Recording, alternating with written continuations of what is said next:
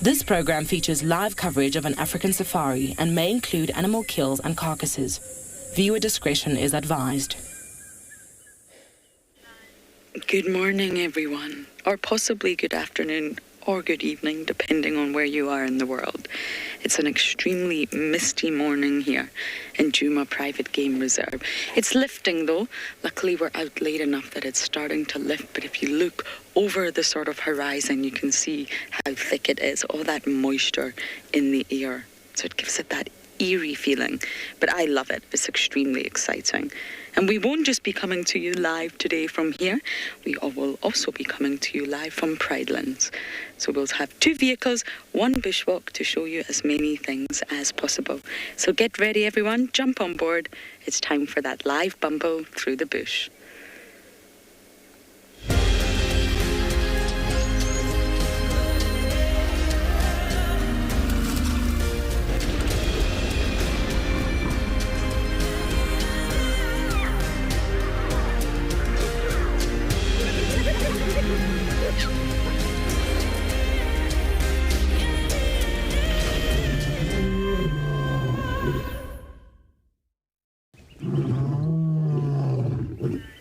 Welcome on board, everyone.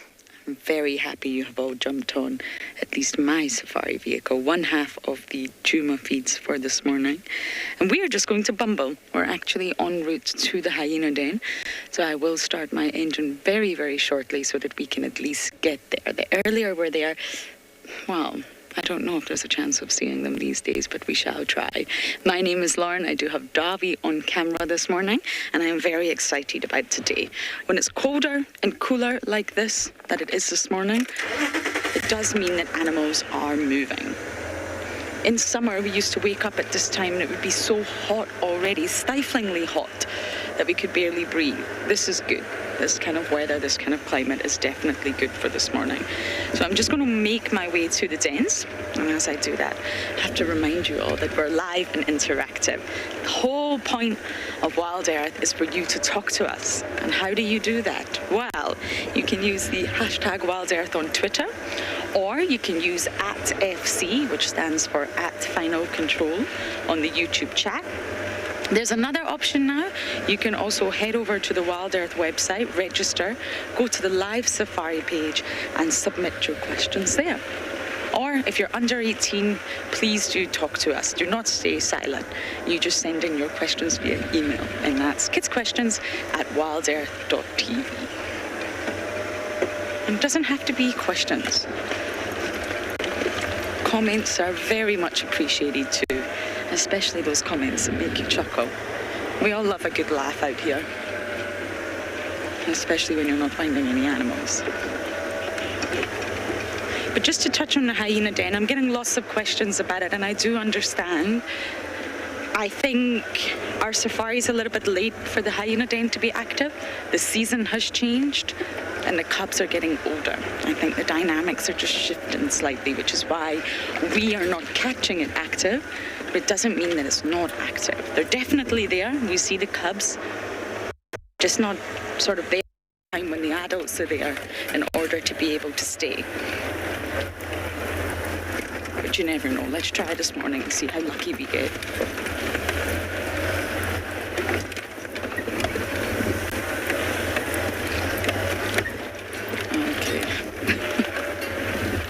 One of the bumpiest roads as I make my way to the hyena den. You've already been told it's extremely misty here in Djuma, but let's take a look at the weather across all our locations.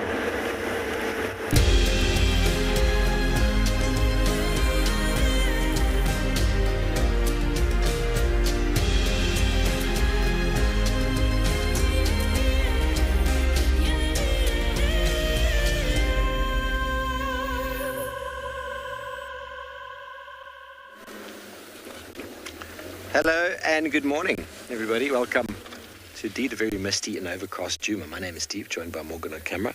Delighted to have you with us. We are trying to follow up on tracks of the Nkuhuma Pride from last night. After we left those youngsters who found the tracks of the adults and the 2 youngsters that had walked away, and they walked straight back towards quarantine, and now we've got the tracks headed west towards Impala Road, which we are now on. and Simbambili in the west is there. So we've got either they hunted in the block and they went back and got those cubs, the youngsters, or they've gone completely west. So I'm just going to check power lines here on my right-hand side, see if the tracks have come out. Check Triple M to see if the tracks have crossed. And then if not, I'll go and see. Maybe they're still in the same place. It's unlikely that they'll be exactly where we left them, but it's possible. It's a lovely morning. Elephants definitely got a bit upset. You could tell just a moment ago where we had some lion tracks and elephant tracks all over them. Elephants don't like lions very much.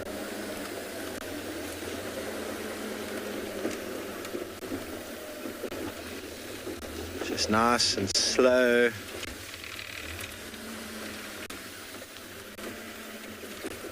Carl, that can be quite tricky. I mean, obviously we know where the lions were last night, and I know where their tracks were. I actually tracked those individuals to that junction where we picked the tracks up from just now. So the tracks I was following now could have been the adults just from last night. So there was a lot of activity on top of them, lots of nocturnal animals, lots of birds, like these francolins in front here. Francolins and doves on top of a track indicates that the track was quite a while ago. These birds, but I mean, it also could have been quite early because these fellows are active in the morning. So if you find a track and you find a francolin track on top of it, no other nocturnal animal, then that track's probably a lot fresher than if you find that same track with a genet track on top, or a hippo track, or a nightjar, or a thickney, or something like that, because those are nocturnal animals. So when you find tracks that have got only daytime bird tracks on top, you know that they were pretty recent. But then also the edges, the shape, the coloration. There's a couple of degrees that we look at for tracks. But what's very helpful is knowing where I've been last night and knowing where my vehicle tracks are. Because then I know for sure if those tracks are on top of my vehicle, and then I know that they came after me. But to work with minutes, even with hours, can be hard sometimes. The expert trackers can do it. But, for example, these fellows have just gotten up. So if we found a track that looks very fresh and there's a francolin track just on top of it, then you know that that animal just walked past. Or perhaps you found a fresh francolin track with a leopard track or lion track on top of that track. Then you know they just walked past moments ago. Okay, well, we're going to keep going because we haven't got the freshest of tracks here. We're a few hours behind those lions. And we know that at night they can walk quite far. If you missed it last night, we had Unkuhuma Pride, 6 youngsters and 2 adults. And the 2 adults and 2 youngsters turned right at Zoe's Road, and the rest just weren't paying attention. They went and sat up on Balanati's junction with Mendoza Road, and we're just up and down calling. Weren't sure where the adults had gone, and we're a little bit lost. Don't worry, they will be okay. They will survive the night. The adults will eventually go and get them, or they will hear something, some commotion, which they'll then be able to go and get some dinner or breakfast or whatever you call it. I'll try and demonstrate when I show you, but you also get different tracks. For example, they were walking backwards and forwards yesterday. So if you walk outside and you put your footprint this way and then you walk that way, you walk back, you'll actually see where your footprint has stepped on top of yourself. You'll see where the toes, obviously the newest footprint will always be on top of the older footprint. So we often do that for leopards that are going to and from a kill. We know which direction the kill is because the leopard has walked on top of its own track.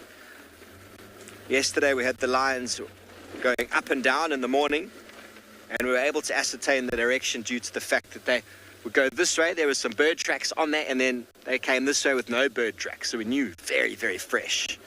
Very, very fresh. But it does take a lot of practice. It does take a lot of practice. And in the winter months when there's no moisture and there's very little wind, tracks can stay pretty strong for quite some time, and it becomes very difficult to actually figure out who's walked where and when.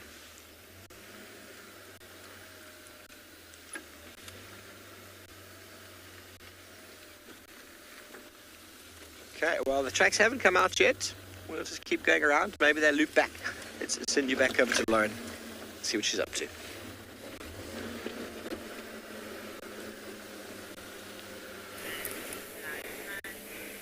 I did want to give you a beautiful segment at the dam. The hyena den is completely not active, but someone's just joined us. We have a third person on this vehicle. Good morning. I can see that you're looking at me. I'm also looking at you.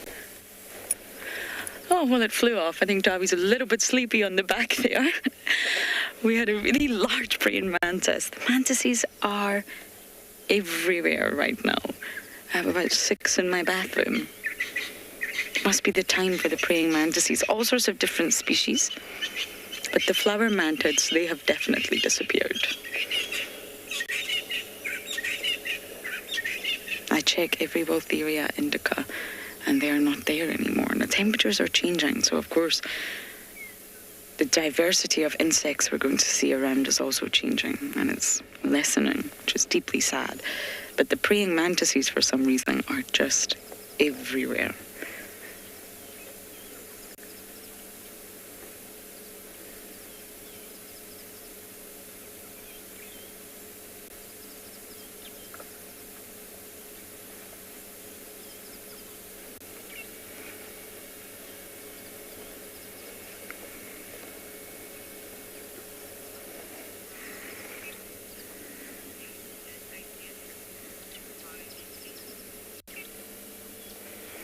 Safari Kitty, you're saying this is so beautiful and idyllic. Yes, absolutely.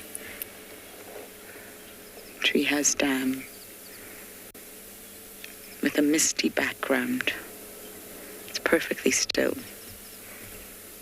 I agree.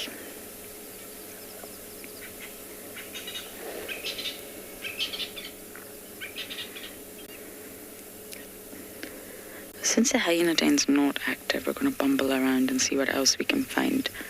Tandy and Copper still on the same kill, on Torchwood. Unfortunately, we won't be able to go there. We have tried numerous times the past few days. So we're going to scratch around and see what else we can find for you on Juma.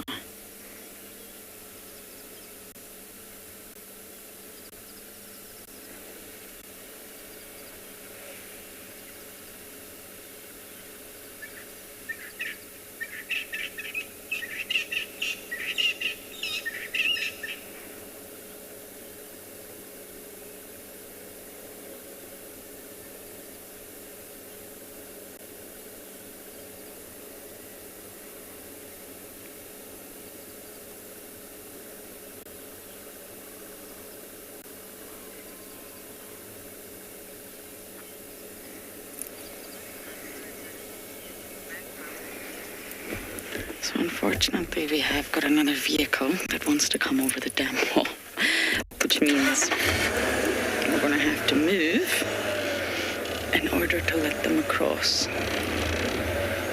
Traffic in the bush.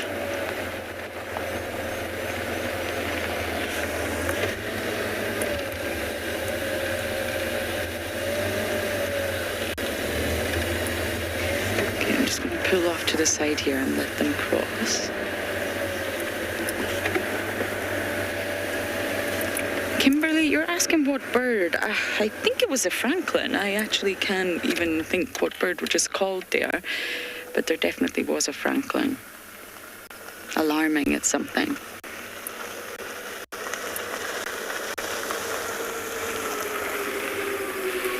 Okay, there we go.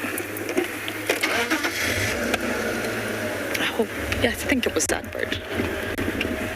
The francolins are one of the loudest birds out here, both the crested and the coikie. They have different sounds, but both equally loud. Sometimes you get a fright if you drive past one and you don't actually realize there's one there and they decide to fly into the air and sound their call.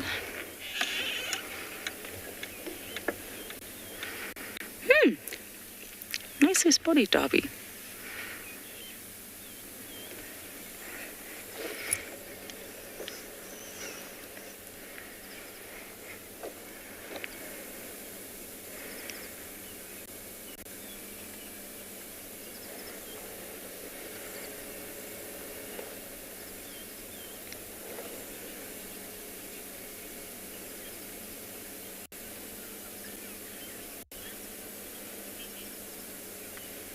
Okay, we're going to leave this majestic scene in front of us and see what else we can find.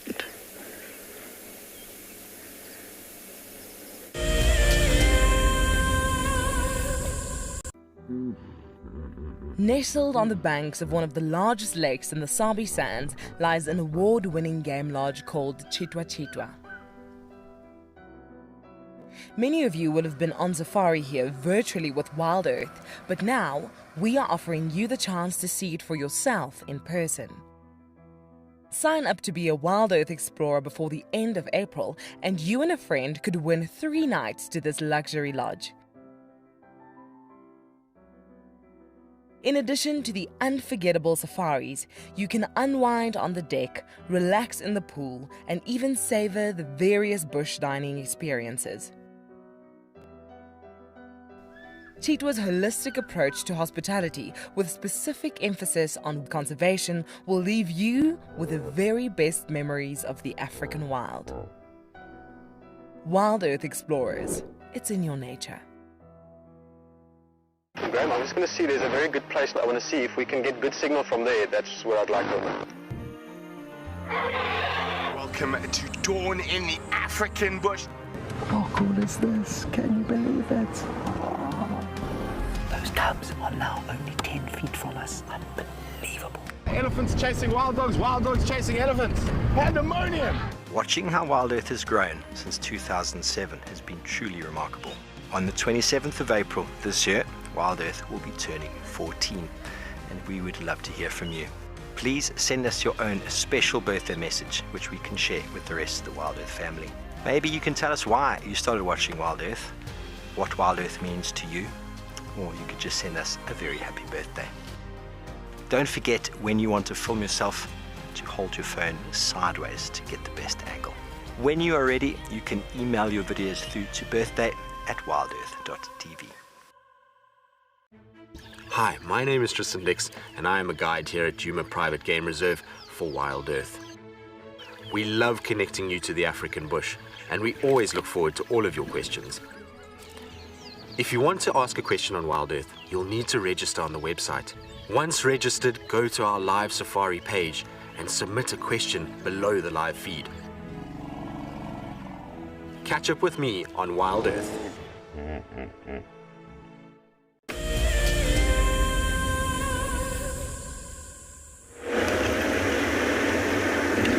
We think we can hear some elephants. They're not the quietest souls of the bush. We're just going to look around and see if we can find them. They might be in the drainage, and of course if they are, we will let them be, but they also might not be. Last night's sight was unbelievable. Davi and I sort of came back to camp, wide open air, and discovered with Morgan, 2 of the lionesses left to go hunting. So I wonder whether that little one just got startled by something silly. Such a young...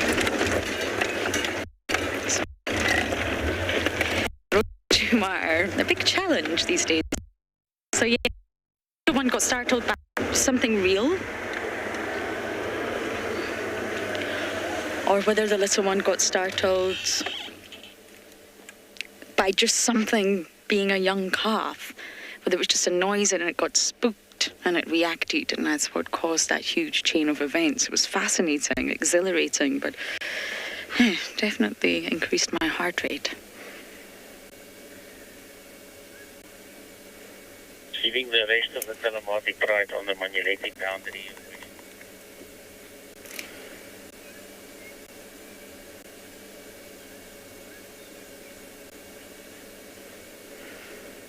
Okay, I'm about to head through a little bit of a tricky signal patch, so for now, over to Steve.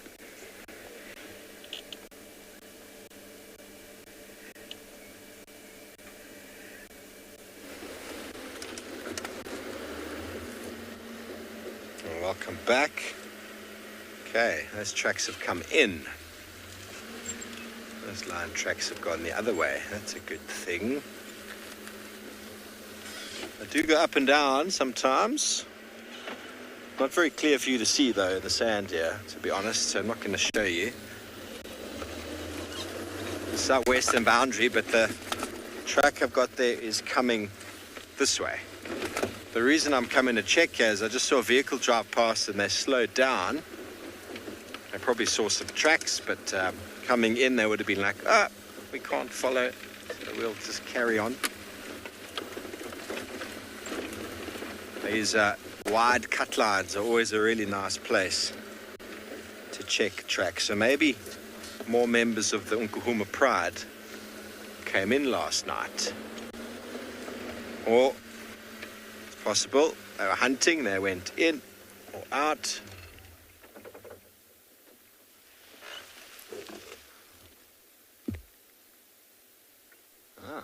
There's a buffalo far up the road there.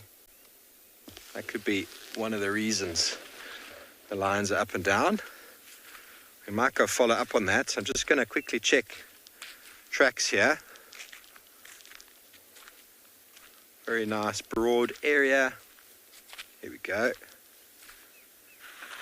So that's where 1, 2, 3 lions were here. They went in that way. So who could that have been? Not sure. I didn't see them very clearly going up. But with that buffalo all the way up the road there, that might be worth having an investigation. What do you think, Morgan? Just go have a look, see if they've come back or gone back. And those tracks are coming in. I didn't find where they came out. It could be other members of the Pride.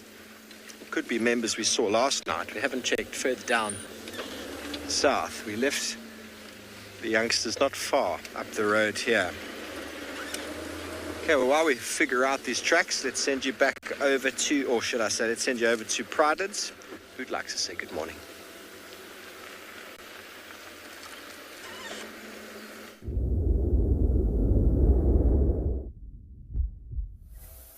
Good morning and welcome to Wild Earth. We are live from Eco Training Pridelands. My name is JP LaRue and behind the camera we have Johan. Our plans for this morning is to go and follow up on the hippo that we tracked several mornings ago. It seems as if he has made himself at home in one of the local dams. In the meanwhile, we would like to show you how misty our morning is and also show you the beautiful skeletons of a leadwood tree that's standing next to the dam. These trees can often be over 100 years after that they have died, but they will still be standing. They also have a potential of reaching an age of 1,000 years when they're still alive. We're going to, from here on, allow you to enjoy the sounds of nature and just to absorb the beautiful misty morning.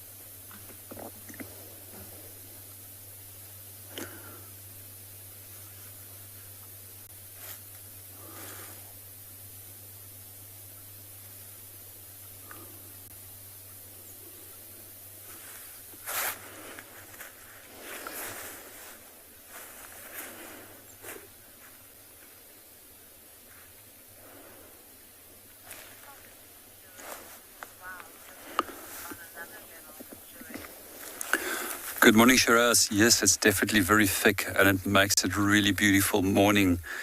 Hoping that the sun is going to pop through it very soon. It's also quite beautiful when that happens.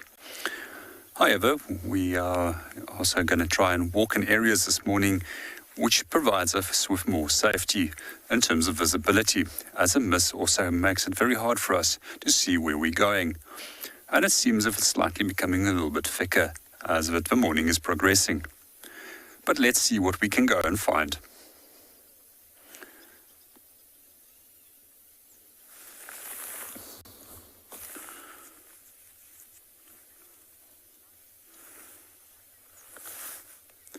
In the meanwhile, while we go and look for our hippo, we're going to hand you over to Lauren.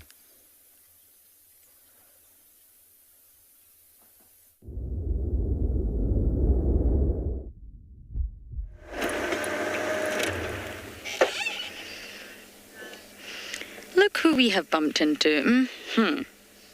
All of them, and an adult. They're heading roughly in the direction of the Dane. I think we need to go back to the Dane and see if they're going to be deposited. What's happening now is the adults are taking the youngsters, not all the youngsters, but the older youngsters, to water, to kill sites, to the site of a leopard, or at least the kill of a leopard. And this is the adults teaching the young now. So they will deposit them back at the den, absolutely. This is why we're not seeing them. They're busy, they're active, because the season has changed. Because it's now colder, they don't need to sort of be back at the den as early, because it's not hot. They don't need to hide from the sun. They don't need to hide from the heat. So they're still busy at this time. Problem solved. Love to solve a problem. I'm going to try and see if I can catch them at the den. They're going through this way. The den is about here, into the other block.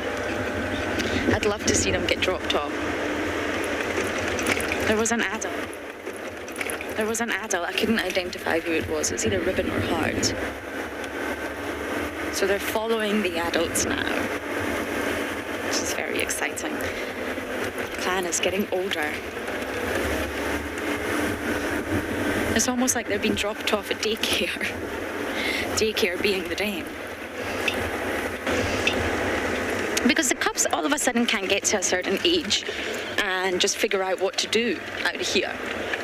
You know, the adults are not going to keep bringing them kills, so they've got to sort of understand how to be a hyena, and they do a lot of that through observations, as most mammals do. A lot of animals learn through observation. And that's why the adults are now taking them places, teaching them where the water pans are, maybe even how to hunt, how to kill, what to eat. It's a process.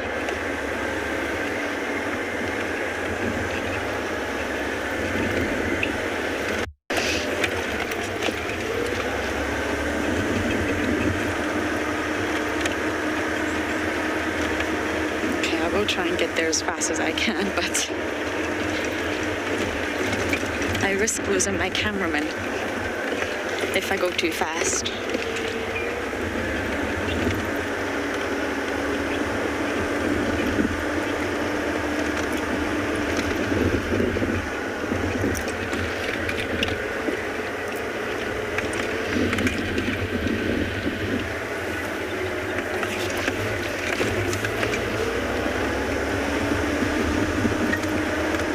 Okay, Darby, big bump.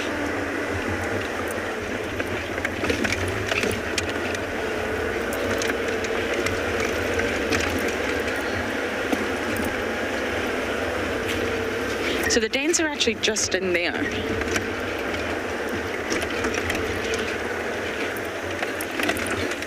But we don't bash through, of course. There's actually a path that we take, which is now called Texans Road. Really, really lovely name. I'm overjoyed.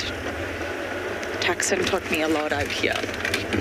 He's a very sarcastic man with dry sense of humor, which I just love.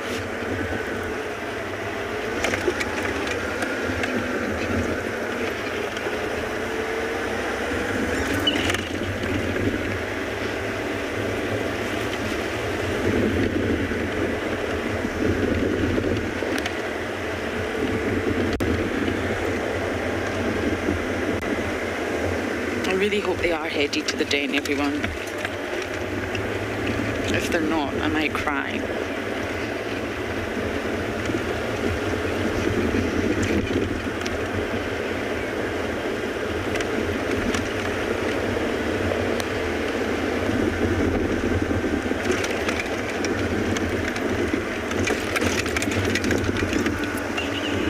still on board, Darby? He said no.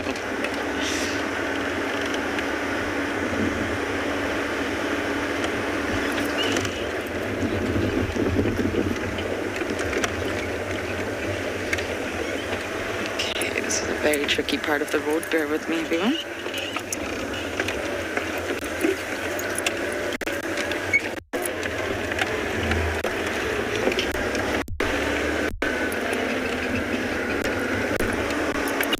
Patience really does pay off out here, and the more you sort of dedicate time to at least checking the dens and trying, you will sort of get lucky at putting the pieces of the jigsaw together.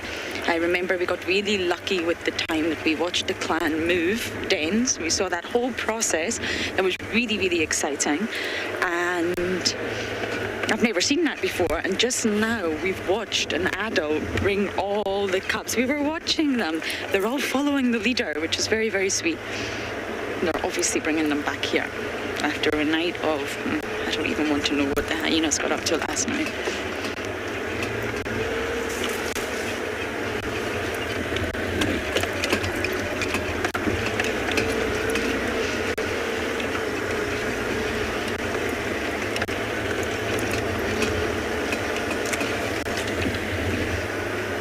Okay, I'm going to race round to the den. Hopefully they'll be there, and for now we're going to send you across to Steve.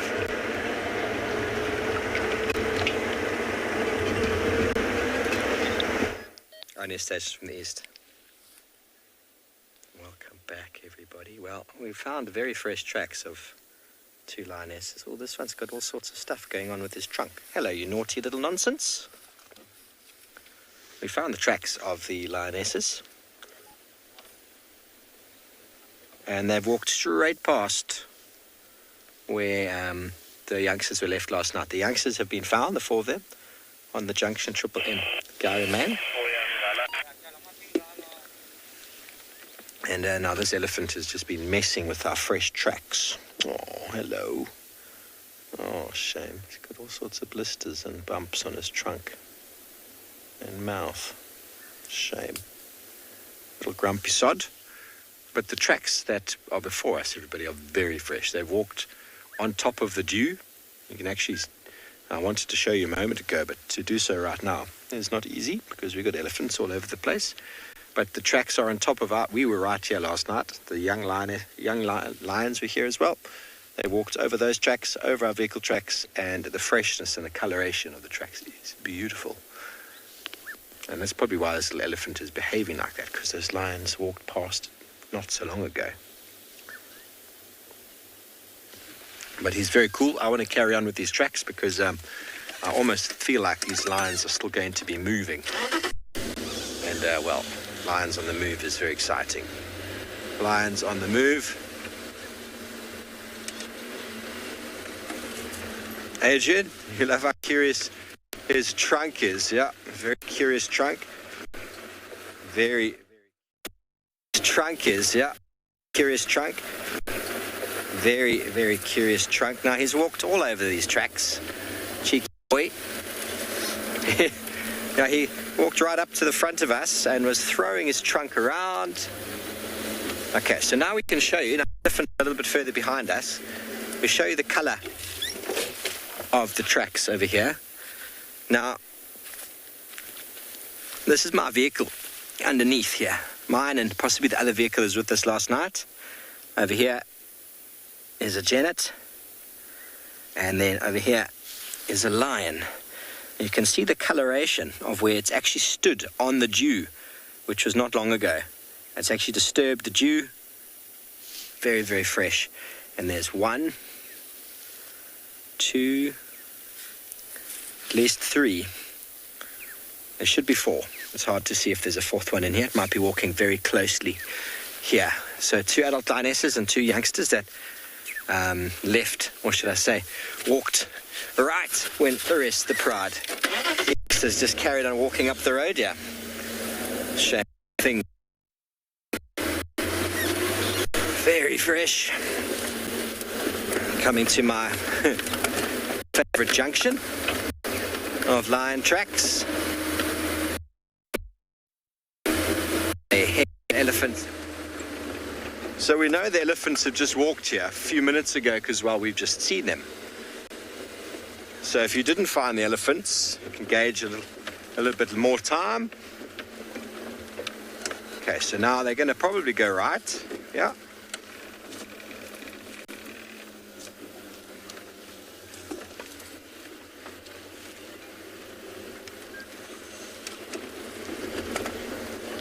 But I'm just following the two Mafazis and the two youngsters from the Unkuhumas. They're following down Zoe's here. There's a breeding herd of elephant just up there on Balanites if you're interested. Dylan, what other things can we gather from tracks? Well, you can gather animals' behavior. Okay, where have they gone? They've just gone. Yeah, they've gone into the block there, Fan. I'm just going to go down to the junction and have a look. So they've come down there and they've gone straight back. So they're probably actually going to go pick up on those cubs. Temple and site is maybe they haven't crossed. Sorry, everyone. 4 of the youngsters have been located at junction Gary Main Triple M. These tracks are very, very fresh. I think they just walked into the block now. Maybe check Mendoza.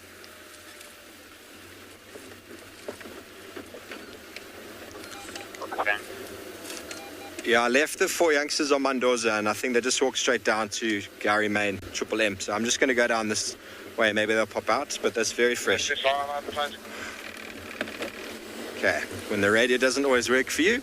So from tracking, you can see the animal's foot structure, you can see claws, you can see gait. So through gait, you can check if an animal's walking at what speed they're walking at. Are they walking quickly? Or do they have pads? Do they have hooves? Are the hooves sharp? Are they blunt? Do they step on top of their front foot? All of these can indicate silent movement, can indicate fast movement, can indicate that they dig, that they're able to climb, that they have protractile claws or non-protractile claws in the case of dogs and hyenas. You can often determine sex as well. And if an animal's made a kill, you can also find the drag marks that they've used. So tracks is not just tracks, it's track and sign.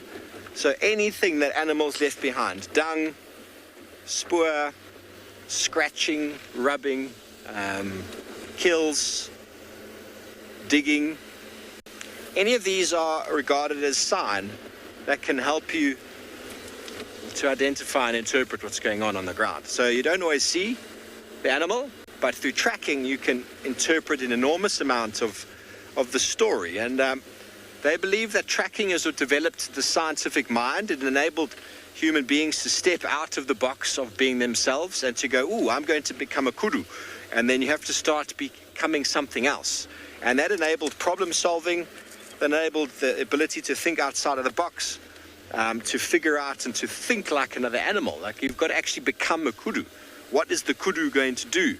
And a lot of this information has been passed on to many people, and a lot of the people who harnessed it in the beginning, very, very important. Very, very important. The ability to step out of the box and to become an animal, to follow them and to find them by becoming them is something that helped the brain to just really problem solve. Because, you know, we can figure out our own problems, but to figure out another animal's problems is where they reckon developed the scientific brain. Hypothesis testing. Let's check this way, and if we can't check that way and it fails, we fail that one, we check this way. So really, really nice for thought, really nice for being out in the bush. Okay, well, let's send you back over to JP, see what he's got.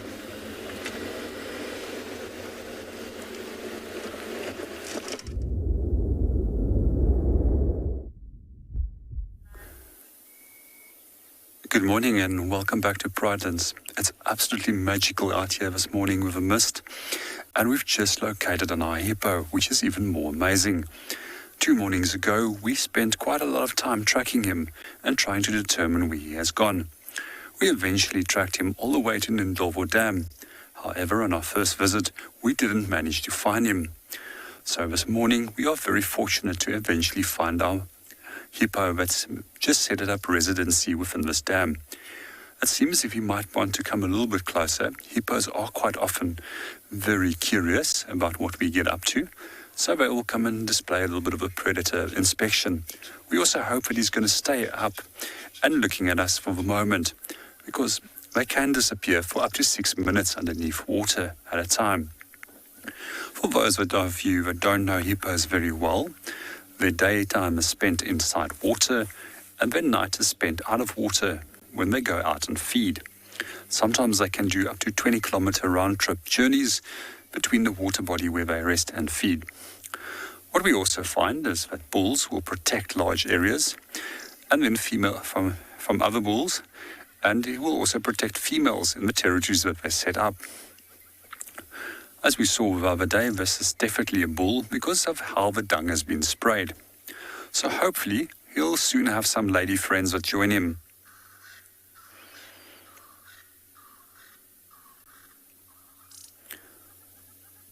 For me, hippopotamus is absolutely a fascinating animal. And one of the things that we find is that their closest relatives are actually whales and dolphins. However, historically, it was always thought that it would have been pigs.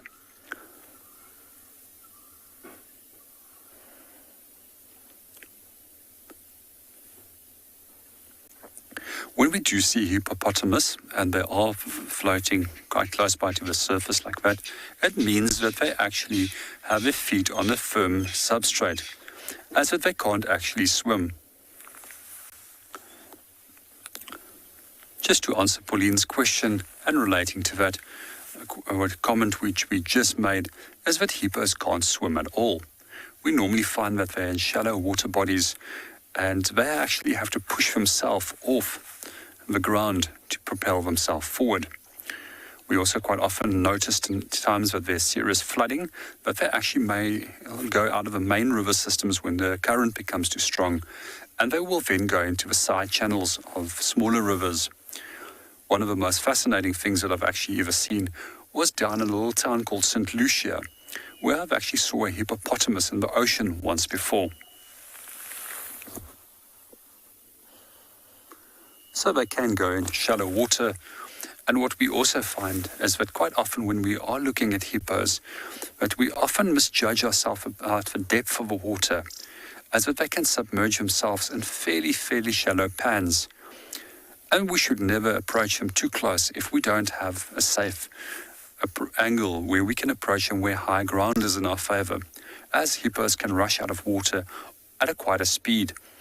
They normally are around about 30 kilometers an hour in shallow water, and I've personally observed one that has done over 50 kilometers per hour on a flat, hard surface. In the meanwhile, we're going to allow you to enjoy the hippo and the beautiful misty morning.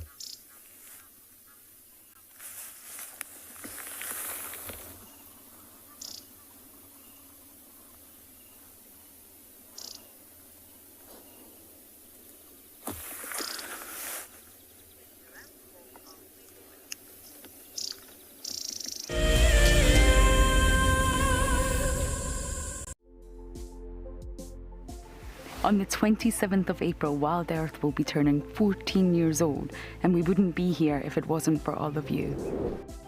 And to celebrate, we will be finishing the beautiful book that we started last year that looks at the history so far. But we do need you to be part of it. Please submit your most memorable sighting, or what Wild Earth means to you, or even just your name and a comment to be included inside the book.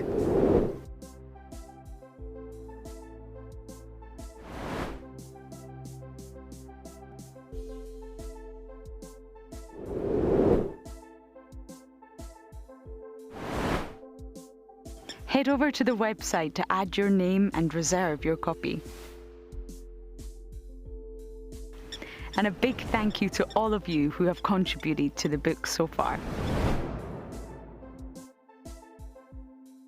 So in 1998, we had this idea to go and put a live web camera on a waterhole somewhere in the Sabi Sands next to the Kruger National Park. And I approached just about every single landowner and everybody thought I was completely crazy until I met Yuri and Pippa Moorman. We thought it was definitely a fun idea and a worthwhile thing to experiment. And it immediately became a runaway success. And it gave people all around the world the opportunity to watch a little piece of Africa day and night. Back in 1998, it was the very early stages of the internet, and all we were able to do was to get a 30-second refreshing JPEG out of that camera. But over time, what we began to do is focus more and more on trying to develop this concept of giving people the opportunity to go on safari. Even though we live just 500 meters up this hill, we still put the camera on to see what's happening. Absolutely, we watch it ourselves. I'm Nikki here at Ambion Ngala in South Africa. I love getting questions from viewers about all the small things within the environment and how it all is integrated with one another.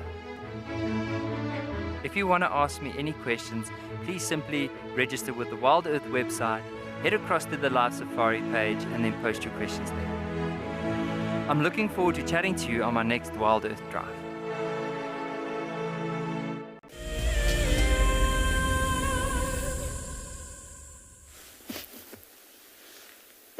Welcome back, everyone. Well, we've caught up with the youngsters that are calling. I'm very lonely. Where's Mum? Now, the adults are definitely heading in this direction. It's possible they're responding to these calls. It's very possible. So, if they go back into Djuma, which is on the right-hand side, it'll be very good for us. Oh, goodness gracious. Did you see that jump? I don't even know what happened there. I think it jumped at it and it just got blattered down. So if they go right back into Djuma, that's very good, because when we find ourselves on these boundary roads, we'd have the potential to have a number of other vehicles joining.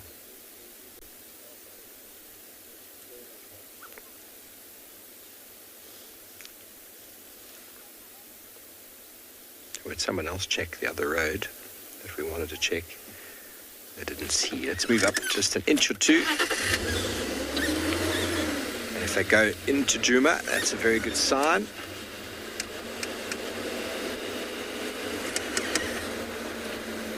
Laura, they're already getting involved. From a year, they get involved.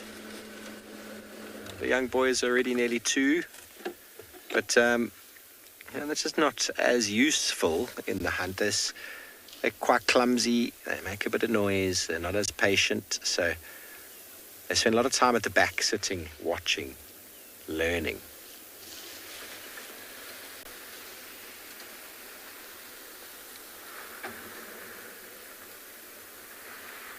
And then they run in and feed. So it's all about a skill thing. Definitely become very good at hunting by 2. But up until the first year, they don't even try and get involved. And then after they're a year, they do get involved, but they don't quite have the necessary skills. They obviously are strong enough to assist. But you're hunting animals that have evolved to avoid and evade you.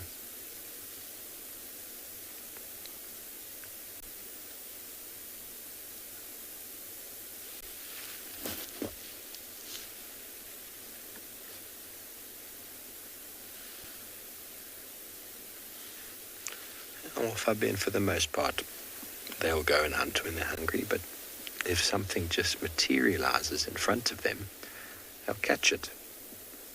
Very opportunistic.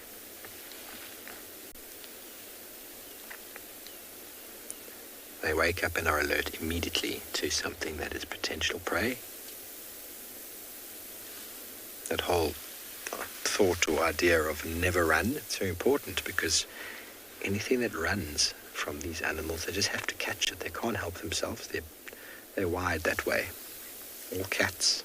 Watch the one on the right. It just can't help itself. It's going to stalk. It's going to catch its brother, even though he knows it's coming. They can't help themselves. Something's moving. I've got to catch it story. And if you run, see, look on the left there. Whoopsie. If you run, they'll chase. We are joined by a cheetah plains vehicle. It's what lions do, what cats do.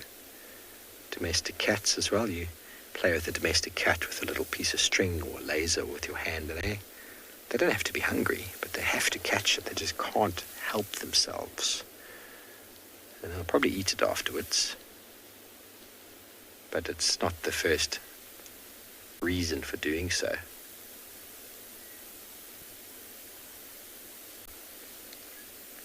Obviously, they go actively hunting when they're hungry. Lions are almost always hungry.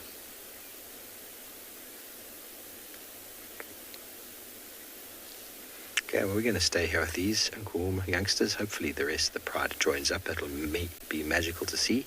We send you back over to JP.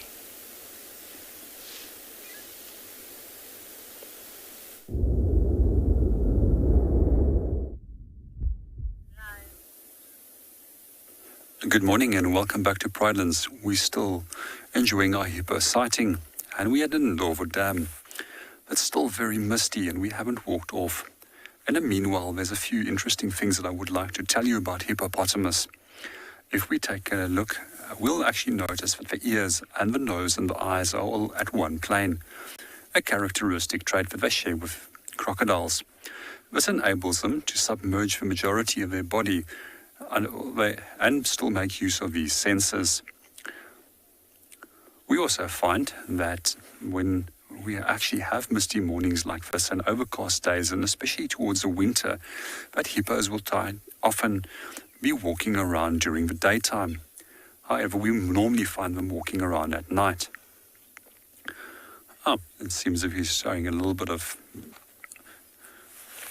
activity there for the moment. Let's see what he gets up to.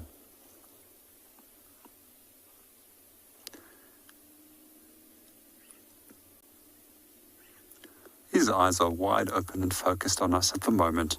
So is his little ears. That's one of the things that I've been looking at is the nostrils. And these nostrils have valves which will prevent water to come in.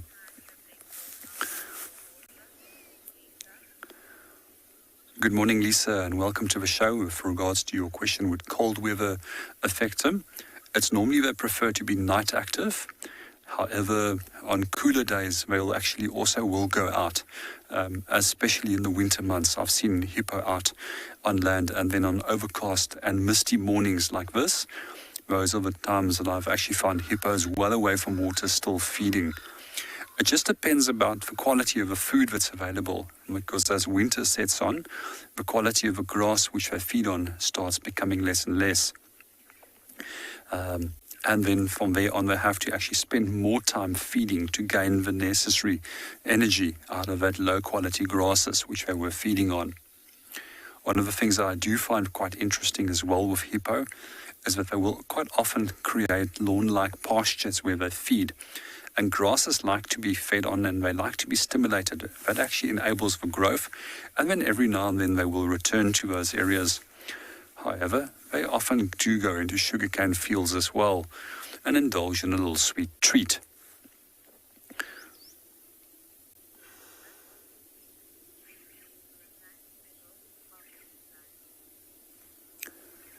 We're going to hang around here and enjoy the beautiful misty morning at Ndlovu Dam. But in the meanwhile, we're going to hand you over to Steve, who has just found a lion.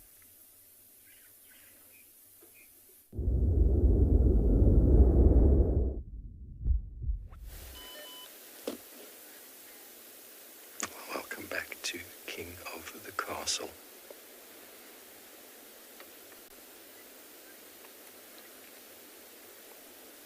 If you were watching last night, the young lioness here climbed up into a tree to call, hoping her voice would carry further for her mother. And now they've climbed up this termite mound, hoping to see better.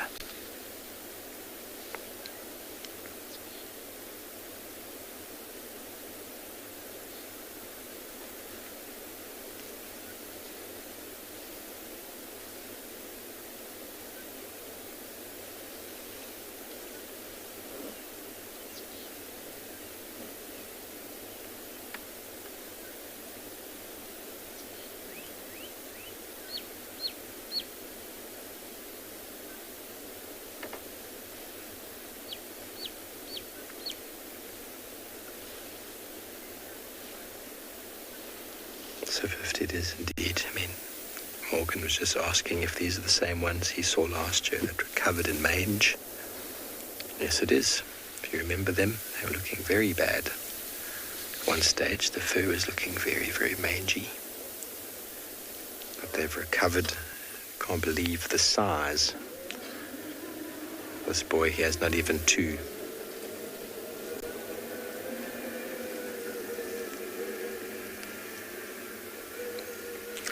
I've no doubt that Amber Eyes is quite happy that these 2 boys weren't with him for the night, while they maybe got themselves a small meal and were able to distribute it evenly amongst 4. Because these 2 young boys, they would just beat everybody around. They're already almost the same size as Amber Eyes. She's a big lioness. They come with a lot of physicality.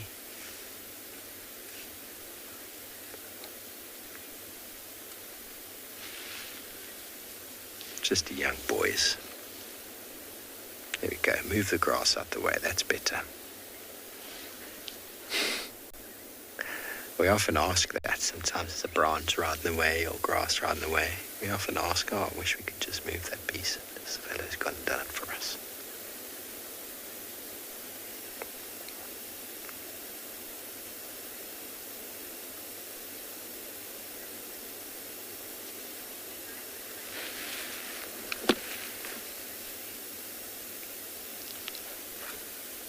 Hello, Jade, age 7. They hunt by all manners of their senses, but when there's no prey around, smell's very important. Obviously, they're listening as well. They often walk using the wind. I know many people have disagreed with me, but in my experience, when I spend time with lions, they always walk across the wind. And then as soon as they pick up on the smell of an animal, they sort of move into that direction and they start to listen and look. But often, because the vegetation's so dense out here, it's the hearing and the smell that they use first. But their eyesight's very, very keen. But they'll hear something or smell something, and then they'll put their attention. And once all 3 of those senses are locked on, they're very, very attentive, very attentive.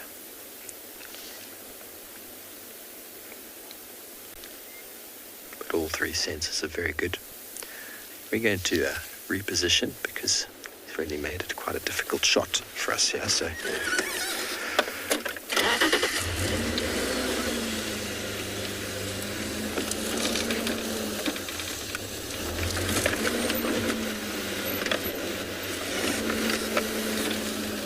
I'm looking forward to when the pride reunites. It's always such a wonderful thing to see. When lions have been apart for half an hour, or when they've been apart for a few hours, or even a few days, it's always wonderful to see the affection given. But no doubt when they do give Amber Eyes affection, she will be a little bit grumpy, as she often is.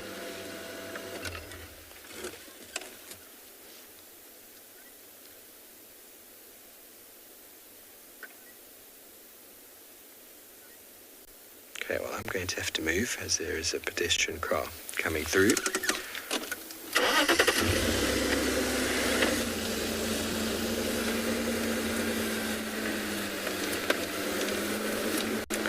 We are on the boundary.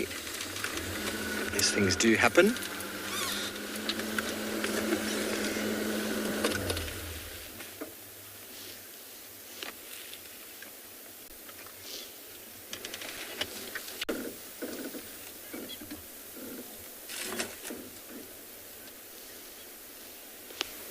Yeah, definitely matriarch wannabe. They definitely do instill and push each other around. They definitely do push each other around, and there will be dominance when it comes to feeding time from definitely the boys.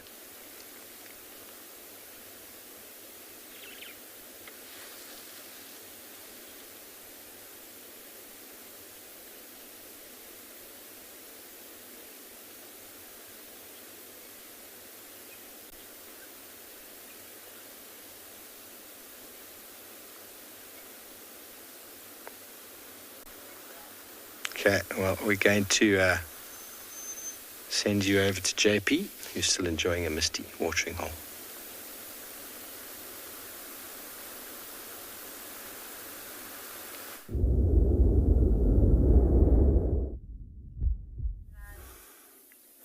Good morning and welcome back to Pridelands. We're still enjoying our hippo. He's just dived. He doesn't seem to stay underneath the water too long, but every time that we look, he does come closer. And for those of you who have just joined us, we're standing on quite a high embankment where we're quite safe away from him. However, this guy is incredibly relaxed, so he hasn't shown any form of aggression by coming out of the water, showing his teeth, which hippo will normally do. So we're just enjoying this and every second of it, and it's quite special for me because I've never seen this hippo over here, and it's also been the first time I've ever found a hippopotamus on the Pridelands Conservancy. So let's just see if he comes back.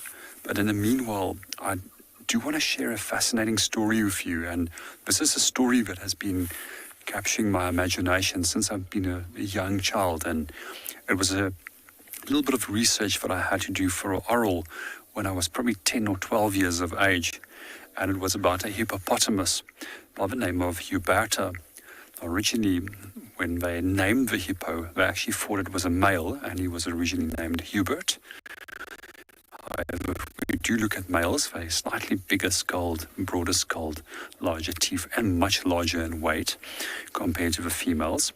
But the story about Huberta was quite fascinating. She started her whole journey somewhere in the late 1920s, if I remember 1929, somewhere from the Lake St. Lucia, which is in KwaZulu-Natal. And over a 3-year period, she actually walked quite a far distance towards the Eastern Cape. And they reckon that she, in that time, walked a distance of over 1,600 kilometers. And she was quite often featured in the press in those days, in newspapers, where a lot of people actually did a lot of reporting on her. And there was stories that she was shot by a farmer. She was already proclaimed as protected game in those days because of her celebrity status. However, it says that the farmer was eventually prosecuted and fined. And what I do know about the whole story, if I remember correctly, is that they took the body and they exported it to the United Kingdom to a taxidermist who actually then did the taxidermy on her and then sent her back again to a museum, which is somewhere in the Eastern Cape. I'll have to go and check again on my facts, but where precisely, and maybe that will form part of my next road trip, is to go and see if that specimen of Huberta is still in that museum in the Eastern Cape.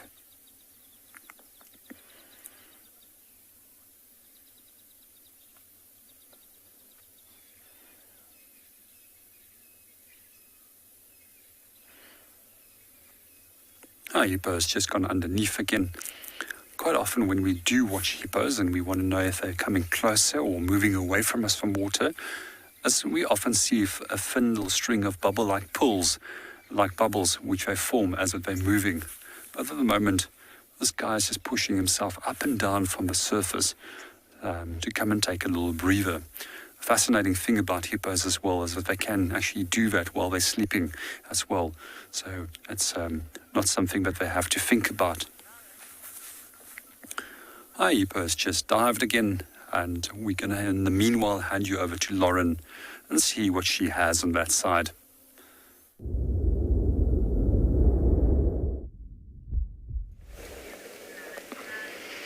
People say that impala are one of the most underrated animals of the bush.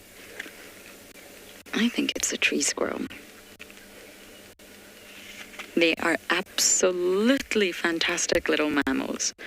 And the more you watch them, the more you can learn about their daily lives. And of course, well, it reminds me dearly of Wally.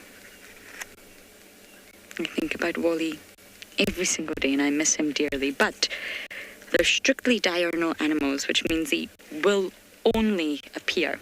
You'll only see them come out of their little nesting site once the sun is up and there's enough ambient light. Otherwise, you really will not see them. To protect themselves, they're an easy snack for... Oh, that's such a shame. We had such nice visuals there. They're such an easy snack for many of the predators out here. So that's the way that they risk.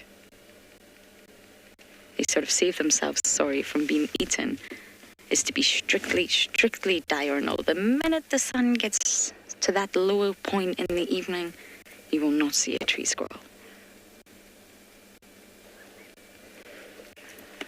But the whole little family out here, they're very social animals. You will rarely just see one on its own, but sadly, they have all ran off. I think they're definitely the most underrated animal. I love them. I love tree squirrels.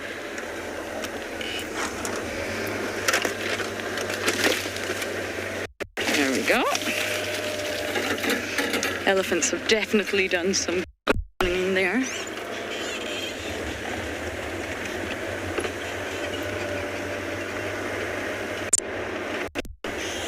Okay, I'm going to bumble down south, check on the battle ear chick, and for now we're going to just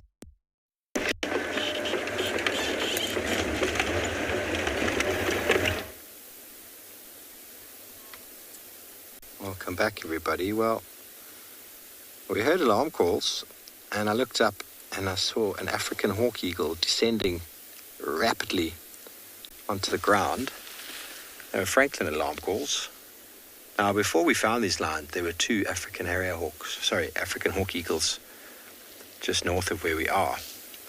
And they often hunt in pairs. They like to hunt ground birds. So these lions heard the alarm calls and they've come to investigate. Now, that's opportunistic nature for you right there. They know that those alarm calls indicate something. They're going to go see what it is. It could be mum. I don't know if they realize it was from a bird. But the Franklin doesn't really have a different alarm call. One for a leopard is the same as one for a lion, as is the same for a bird of prey. But they've come back north onto Djuma.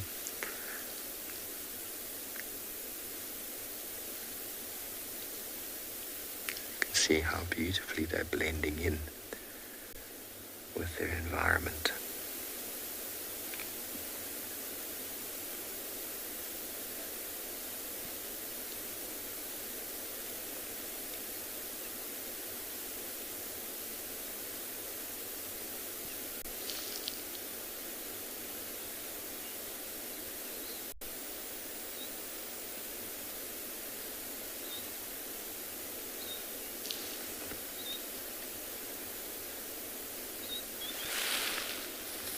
There's your answer, Gary. They will hunt whatever they can. Just turned a Jack Russell on us there. Probably a little mongoose or something. Oh, they're not very good at hunting birds because they're not that quick, but it doesn't mean they won't do it. Most of the birds we find around are quite aware of the presence of large cats, but always under risk and always under threat. Lions, although don't have the same wide range of prey as that of leopard, are still very opportunistic. And I've seen one that was sitting just like this boy is sitting in a quail. I don't know how it happened exactly, but there was a quail right next to it, sort of took off in front and it just snatched it out the air with its paw and just gobbled it. A little button quail. It was a little hors d'oeuvre. So they'll eat many, many things that they can get their teeth into. But as with leopards, we don't know how many, because you often never find any of that animal left. Even how many small animals do lions feed on, you wouldn't know. There's nothing left behind. It's only when they have giraffe and buffalo, or maybe a wildebeest, that we really know. Same with leopards. Treeing kills. We only really know what they've killed when they tree it. The amount of squirrels and scrub hares and birds that they feed on, probably much greater than we know. It's all nutrients. It's all energy. It also expends an enormous amount of energy to catch smaller prey. So it's not often the ideal food source, but when you're opportunistic, you'll eat whatever comes your way.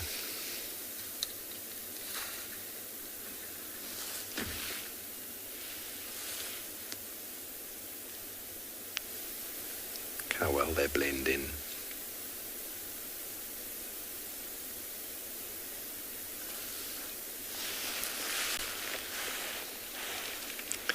Sure, Quannaby, it's, mist is a visual thing, isn't it? So anything that obscures the visuals has an effect on whoever uses their eyesight, whether it be for detecting prey or defending yourself against attack. Obviously, we can get lost in the mist. I mean, a very popular way of evading detection in the army is to throw down a smoke grenade. Doesn't mean you're completely free of attack, but it means you can evade being seen. And that's often the key. I mean, an animal that's moving makes some noise. Many of the animals here are very quiet in their movement, so if they're not seen, they'll go undetected. So mist can help for both, of course. I wouldn't say that lions have a high success rate in mist. But when it's rainy and the rain obscures the sounds and the movement, that's when predators definitely do much, much better. Because they can move around in the wet conditions. They're not too concerned by it. Whereas our prey animals are they get a bit scared, a bit jumpy. They stand in one spot, their hooves make a noise when they shuffle about. And there's no way of them detecting the movement of a predator moving close. And so it's often very wet, stormy, rainy nights. Predators can do very, very well.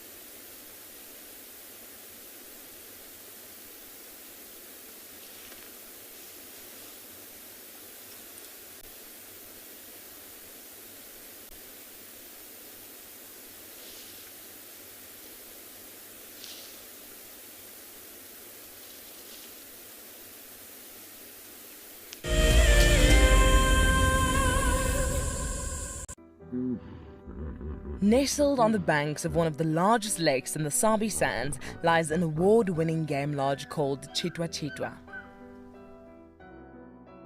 Many of you will have been on safari here virtually with Wild Earth, but now we are offering you the chance to see it for yourself in person. Sign up to be a Wild Earth explorer before the end of April, and you and a friend could win 3 nights to this luxury lodge. In addition to the unforgettable safaris, you can unwind on the deck, relax in the pool, and even savor the various bush dining experiences. Tswalu's holistic approach to hospitality, with specific emphasis on conservation, will leave you with the very best memories of the African wild. Wild Earth Explorers, it's in your nature. For many years, Wild Earth has taken viewers from around the world to the Mara Triangle, a place of majestic beauty and abundant wildlife. But it wasn't always like this. Before 2001, it was infested with poachers. Illegal harvesting and hunting was rife. Now the situation couldn't be more different. The hard work and dedication of the Mara Conservancy has revolutionized this magical land. But now, the loss of revenue from tourism has created a grave crisis. The Mara Conservancy needs help if they are to continue protecting the reserve and supporting the local communities whose livelihood depend on its survival.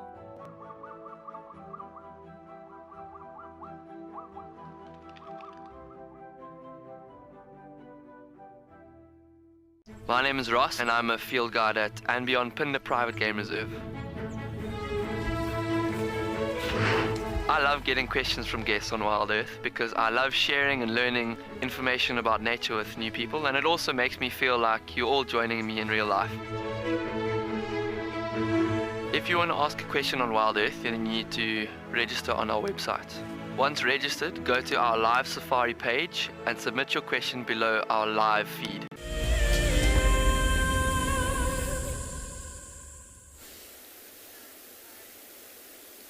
Welcome back to the young Unkuhuma Pride.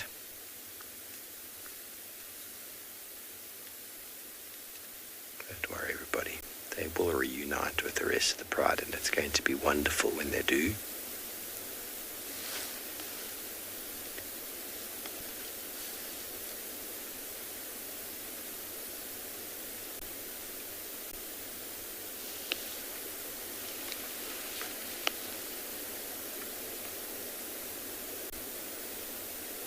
What is nice about misty mornings like this is it's a lot cooler.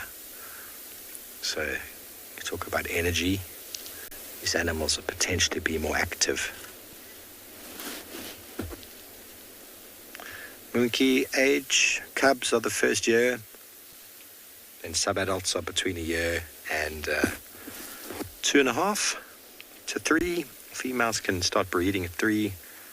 Males generally don't breed until 4 or 5. So males become adults a little bit later than females, but it's all about, they could potentially have cubs at a younger age, males, but they're not really tolerated or allowed to. They get pushed away and pushed away and pushed away until eventually they're big and strong enough to defend a territory, and once they can do so, they will meet some ladies. Okay, well, they're going into some pretty dense vegetation.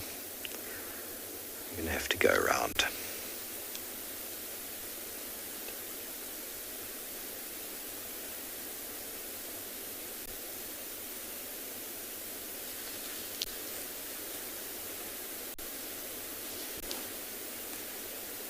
Quarry thickets are beautiful shaded areas. They provide cover for all sorts of animals, including lions. Lovely habitat for nyala, bushbuck, kudu.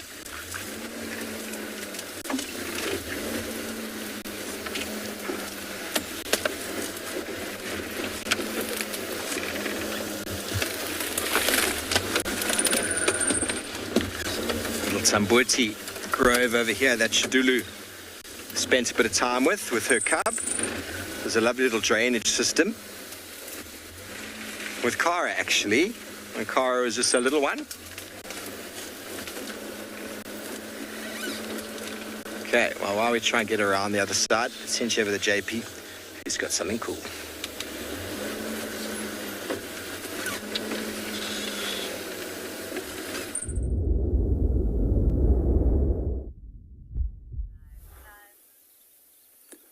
Good morning and welcome back to Pridelands.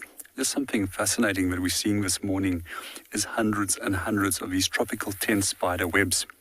And what shows them up so beautifully this morning is the mist that has formed on the web itself. What is quite unique about the tropical tent spider is that it actually makes a horizontal web sheet.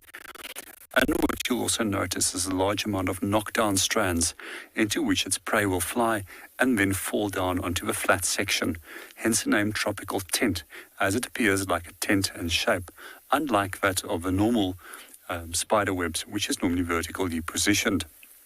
What I do find quite interesting about these spiders is that it's generally females that sits underneath the egg sac, and once the males have mated, and they shortly will stop feeding and then die.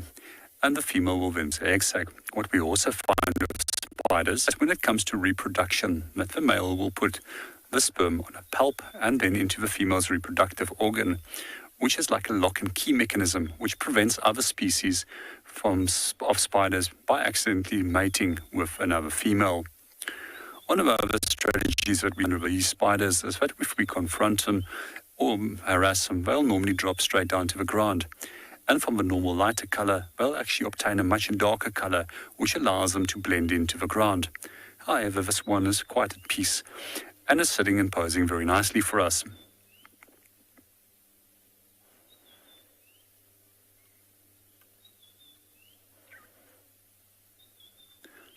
And meanwhile, we're going to continue our walk and go and see what else we can find.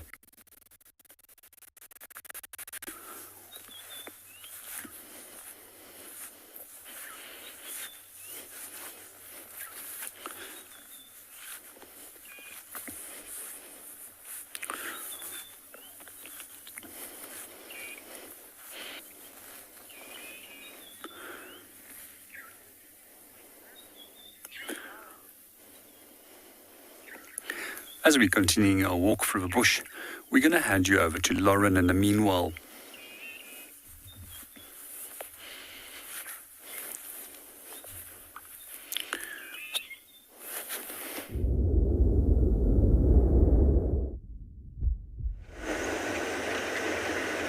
We are following extremely fresh male leopard tracks, as in he has just made those tracks. We think it's Mulwati, hence why I'm driving very, very carefully. There's also a hyena that's following Mulwati, and we are following the hyena that's following Mulwati. So of course Mulwati is not an easy character to follow, but we're going to try. It's still cool enough. There's not much ambient light. It's very dark and grey today. The sun has not burst through.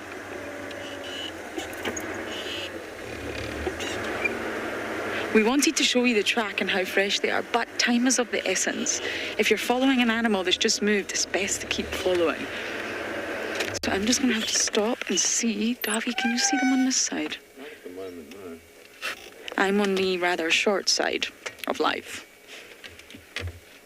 It's also good to stop, turn off your engine and listen to hear if you can see any upset birds or upset impalas or a saw. This is a decision to make.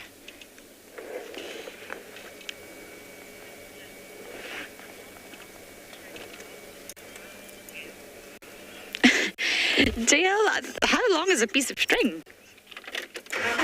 I could not possibly ask that question. If it rains, they'll be washed away. If an elephant walks by right now, they'll be trampled over. If it's windy, they'll be blown away. If it's a perfectly still day and no animal moves there at all, they'll still be there. I could not possibly answer that question. Vehicle, the minute a vehicle drives over them, they're gone. But if no vehicle drives that road, then they'll stay there. Sorry everyone, I'm just trying to determine. Okay, we've got a fresh hyena track, but that's not what we're after, is it?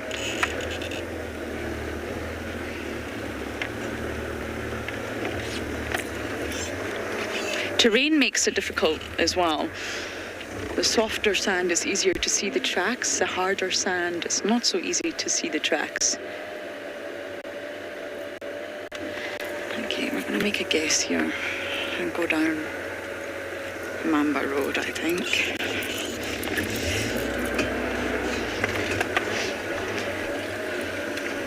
But you can tell that they are extremely fresh. They were called in, we raced here in seconds and we followed them up to this point. Both the hyena and Mulwatis, or we're assuming it's Mulwatis. He really is the only sort of big male moving in this area. Of course, Shasha's a male that comes in, but his tracks are much smaller. Marib's is a male, but we know where he is right now. We know his location.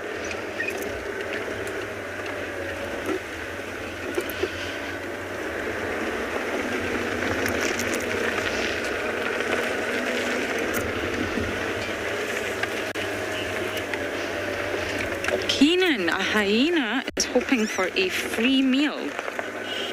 That's exactly why they would follow a leopard.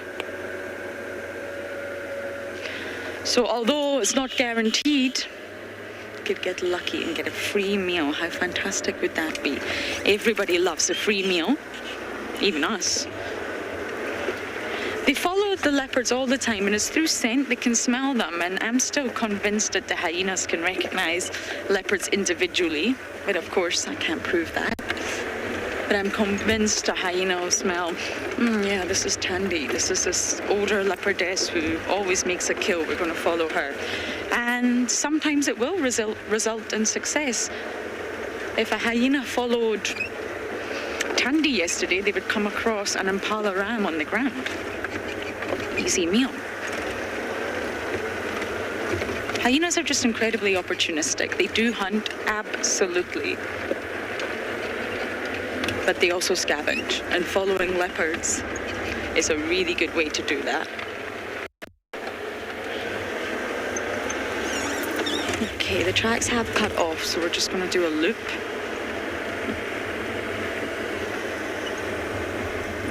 But again, Mulwati was coined the ghost of Djuma for a long time. He's not habituated. He's getting better, absolutely. He's relaxing.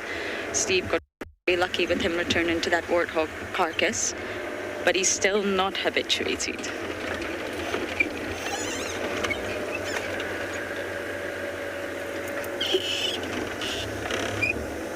Okay, we're going to keep bumbling. Wish us luck that we do get lucky, but for now, across to Steve and his lions.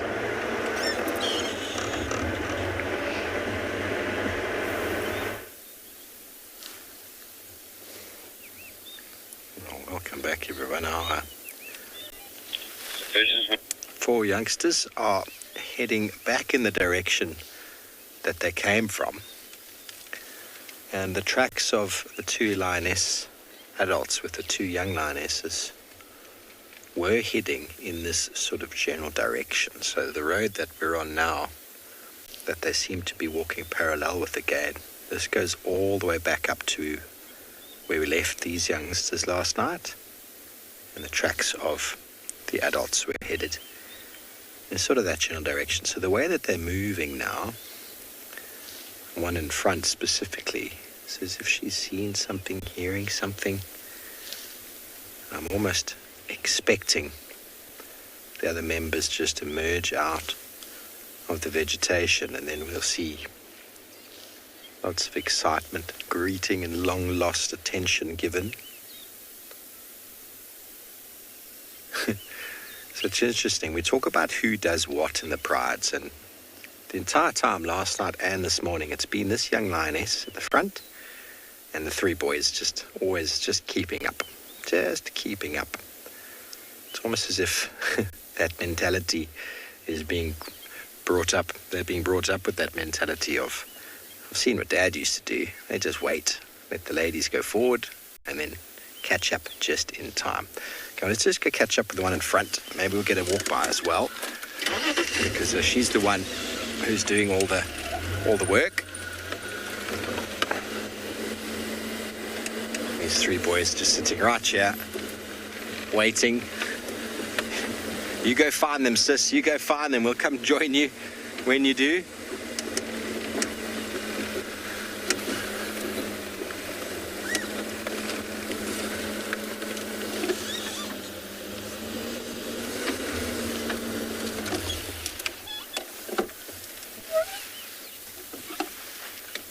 Oh, Betsy B, they don't know.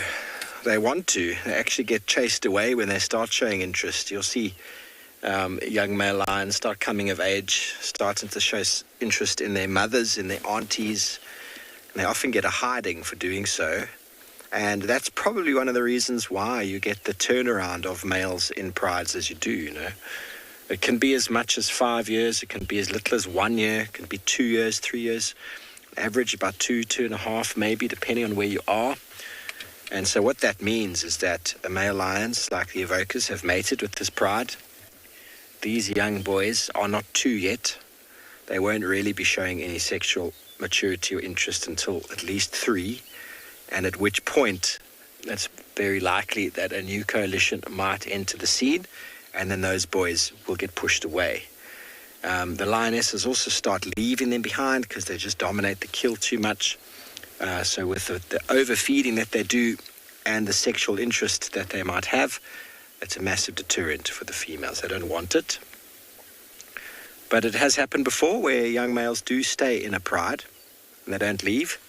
Young males have even joined the dominant male in the pride and then ended up mating with that pride. It's not always like that, but it does happen. It happened with the, I think it was the salt lick pride or the sausage tree pride in the Masai Mara.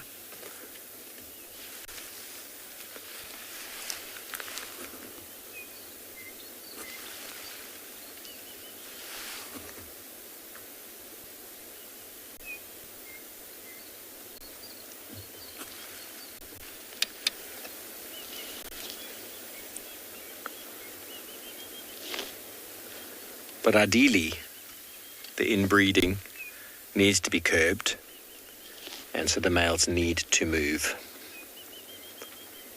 Same with leopards. And so the system has put itself in place. The behavioral patterns have put themselves in place. If new males emerged, took over this territory, took over this pride, these young males would be pushed out immediately or killed. There'd be no tolerance at all for them. Females would probably bypass the scrutiny.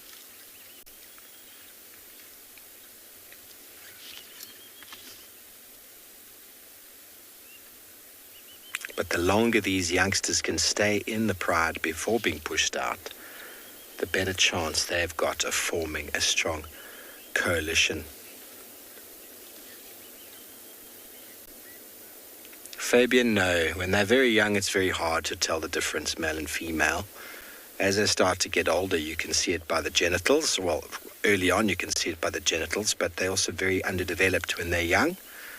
But if you do get a peek under the tail, that's the only thing we really have to go by with male and female leopard, male and female lion.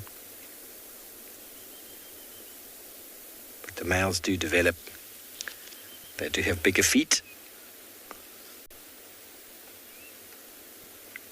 But looking at them facially at a young age, there's no chance. I couldn't.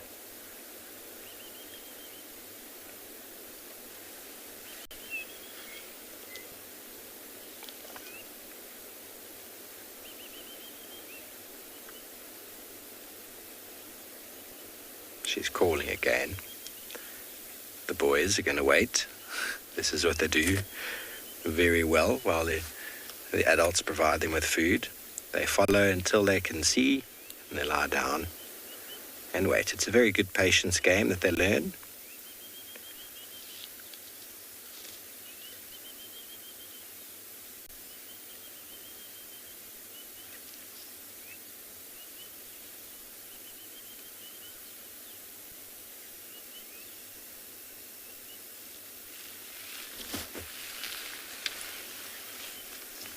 Norm, there's 7 adult lionesses and 9 young cubs. 6 of them are boys, 3 are girls.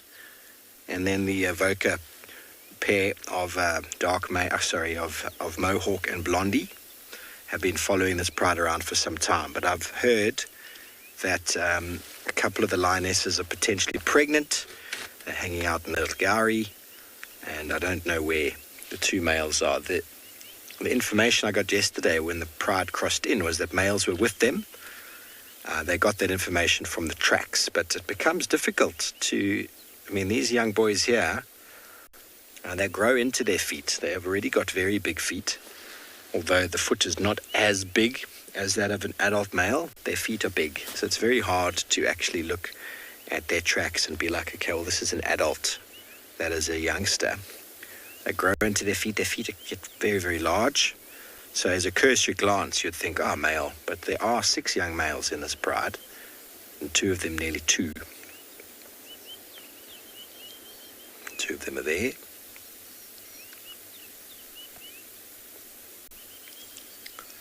The young female is off in the bush calling, and that is the direction I felt like the others were coming from.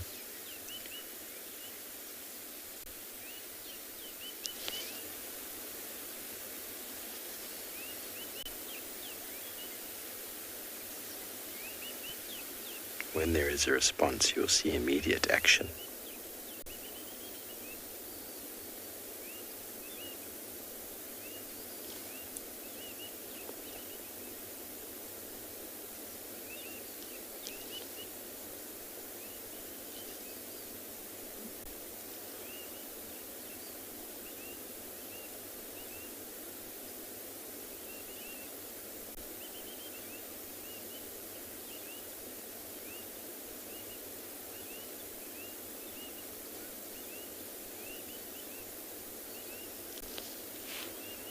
Okay, and we're going to keep up with the lines, send you back over to Prydens.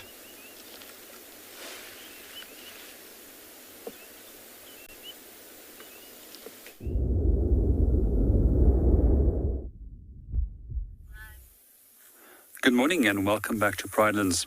We've continued our walk away from Ndlovu Dam, and the mist has now started to rise, and it's becoming a little bit more visible for us to start moving. And in the meanwhile, while we are walking down one of the footpaths, we're located on this incredibly large pile of dung. This has been made by African buffalo. It very much resembles a typical cow pat which you would find from a cow.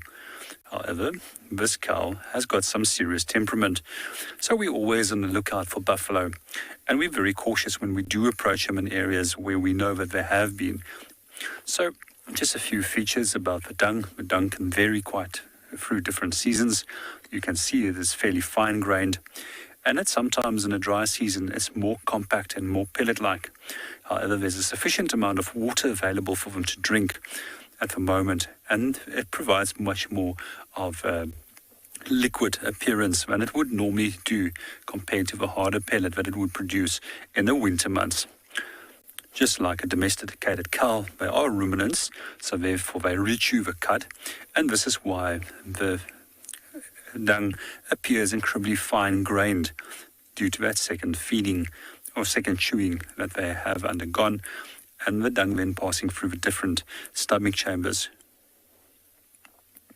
We often find that buffalo are often coming into water, especially in the late afternoon, or when it starts heating up for the purpose of drinking and rehydrating themselves, and then they will move off and continue feeding again throughout the night. Quite often then they will stop and rest at specific spots. Where we do find them at these specific spots where they were resting, we often identify those areas with a grass that has been flattened and where they were laying down. The grass is often trampled as well, and the appearance of large piles of dung like this is also quite prominent in those areas. From here, we're going to continue and see if we can maybe locate on this group of buffalo once we've tried and seen if we can find a direction of movement.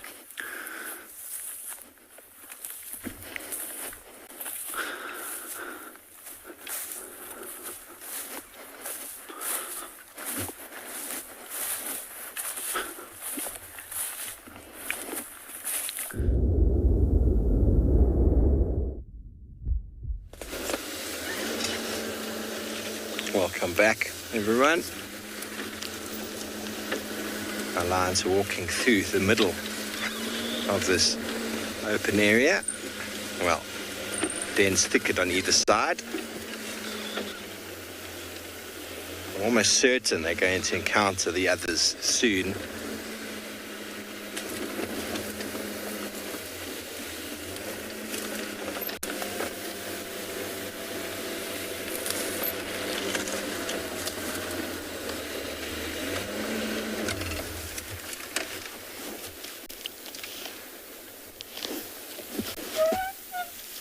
So, as I said before, these cool conditions facilitate this kind of movement.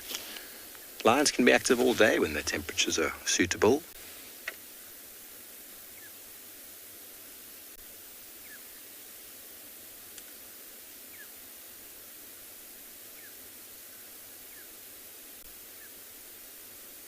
All about energy.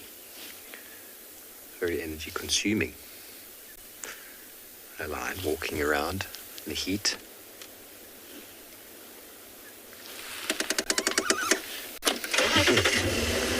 Deb, it probably doesn't get colder than 7 degrees Celsius, about 32 Fahrenheit, but it's the wind chill factor on the back of these vehicles that gets us. So it doesn't get that cold, but it's fresh. We don't get frost. There are elements of frost in the low veld, but I've never encountered frost here. Frost is more of an altitude sort of condition, and there have been records of snow. I've never seen snow in the low veld. One of those things when you read about the weather of the low veld, that there are the odd occasion of snow. Never seen it. But it doesn't get that cold. A couple of jackets and a pair of gloves, and a beanie, essential, hot water bottle if you have, and a blanket on the legs. Okay, well, we're going to stay with these lions. Hopefully we get a reuniting moment soon while we send you to Lauren, who's on the track of a leopard.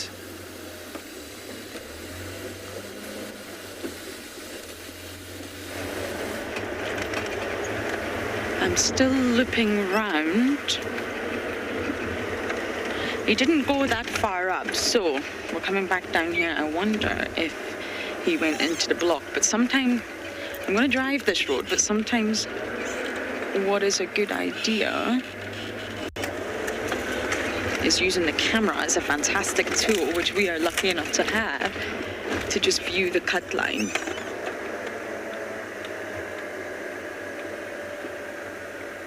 I don't see anything moving. Oh, it's a little bit too far back for Davy. There you go. So sometimes we just use the camera to zoom in and out. We're not... You can see incredibly far with this lens to see if he's back on the cut line. Cut lines are a very good place for leopards, especially male leopards.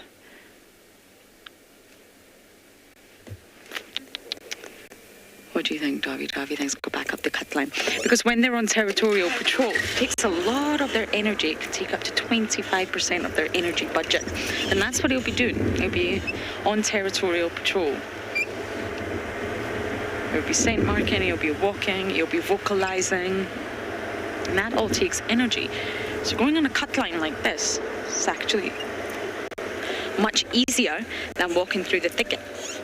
Walking through the thicket is wet today, and you have to expend more energy sort of climbing over the grass, moving through the bushes. So the roads are easy, and they're normally sort of boundary lines as well for leopards, territorial boundary lines. So I think it's just worth checking. He was on this road, he cut off, but he may have veered back on once again. Now, Tandy's kill is really not far from Cheetah Cut Line, which is why it's so frustrating that we can't show you her. But if he continues on this trajectory, you never know, he might get whiff of a delicious male impala.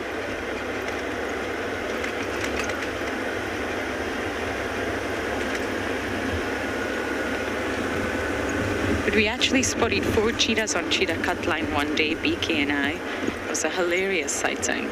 And that's what we did. We saw something stop, use the camera as a tool to see what it is you're actually looking at.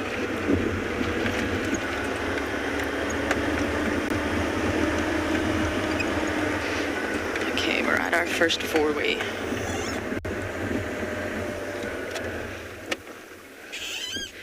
This is a really good time. You have Torchwood, and then on this side you have Djuma, and up here in the middle, this is Cheetah Cut Line. This takes you right up to Bullsoak. So it's a 4-way, and it's a really good place to check for tracks. One's going in, one's going out, and one's going up.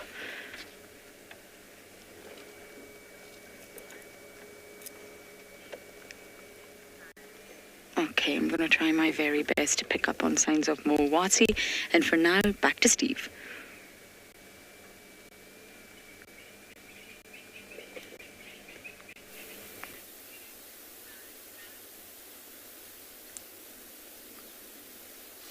Back to the Nkuhuma Pride aspiring members.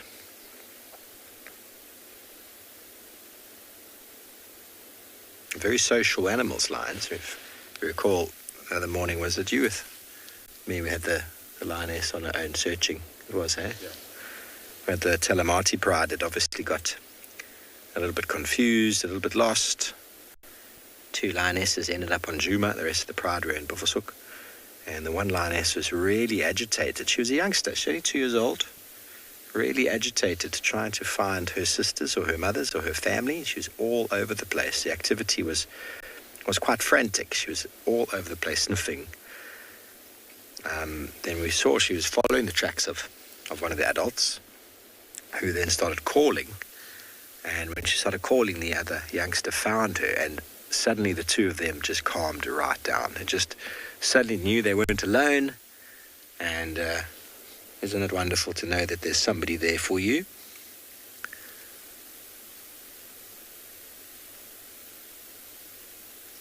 The attention I talk about, we look at the back of the ears. What are you looking at? Okay, well, they're heading in the direction that the other prides were heading from. The other animals were heading in this direction. I don't know exactly the route, but intersection imminent. It's almost like they know it. They can feel it in their bones.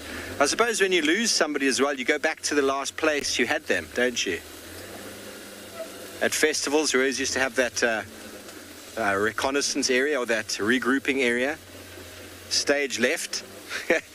Do you use that as well, Morgan? I think everybody uses that. A lot of people use that. If you're at a festival, you say stage left, then you know where everybody will be stage left if you lose them.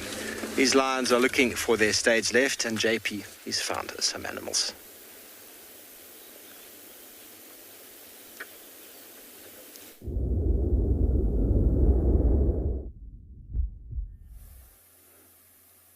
Good morning and welcome back to Pridelands. So we took a short little walk after we followed our dung, determined the direction of movement where these buffalo were going towards, and located on 3 old buffalo bulls. We currently sit behind a leadwood tree where we are safely positioned. It doesn't seem if they're really aware of us at the moment either. So just again, for those of you that don't know the difference between the males and the females, as in general, these bulls are much larger than the females, and we also find that their horns meet into the center to perform an incredibly massive bulge, which will protect their brains when they are fighting with one another, as they often will meet one another head on. So with African buffalo, they've also got the reputation of being one of the most dangerous animals on foot in Africa. So therefore, we always make sure that we are sufficiently protected by having safe ground and some form of obstacles between us and themselves. For me, it's always fascinating to watch them and to see what they get up to. Quite often, we do find that they get a particularly bad rap in terms of their behavior, but the majority of the times when I do locate buffalo, it's always a pleasant encounter. It's very seldom that I've actually been involved with negative encounters with buffalo. However, a few years ago, we were conducting a walk in an area where we were following a group, and then when we positioned ourselves in a hierarchy outcrop, one of the things that wasn't communicated to us on that day is that there would be game capture will be taking place in that area. By accident, the helicopter chased a group of 80 of these guys straight towards us up the embankment. Luckily, the pilot knew precisely what he was doing and came directly over us and pushed the herd of buffalo away from us, something for which I'm very thankful for. Good morning, Ingrid, and welcome to the show. And with regards to your question, what makes them dominant? There's a number of males in the group which will be dominant, and these males will normally fight with one another. And the top males who gain those positions and can intimidate and dominate other younger males will be the ones that will have access to females and mate with them. So they're normally mature bulls within and fairly large bulls compared to the smaller males, which will not be able to compete with these incredibly large individuals. It seems that there's another individual that has joined them. Originally, we thought there was only 3. It seems that we now can count 4 of them that's staring at us through the vegetation. I've also just been joined by a number of oxpeckers, which is cleaning their coats for some ticks.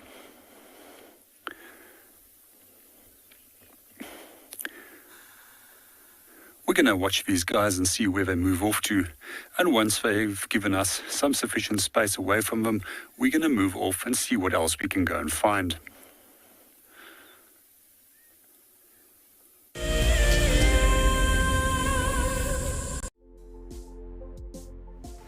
On the 27th of April, Wild Earth will be turning 14 years old, and we wouldn't be here if it wasn't for all of you. And to celebrate, we will be finishing the beautiful book that we started last year that looks at the history so far. But we do need you to be part of it. Please submit your most memorable sighting, or what Wild Earth means to you, or even just your name and a comment to be included inside the book.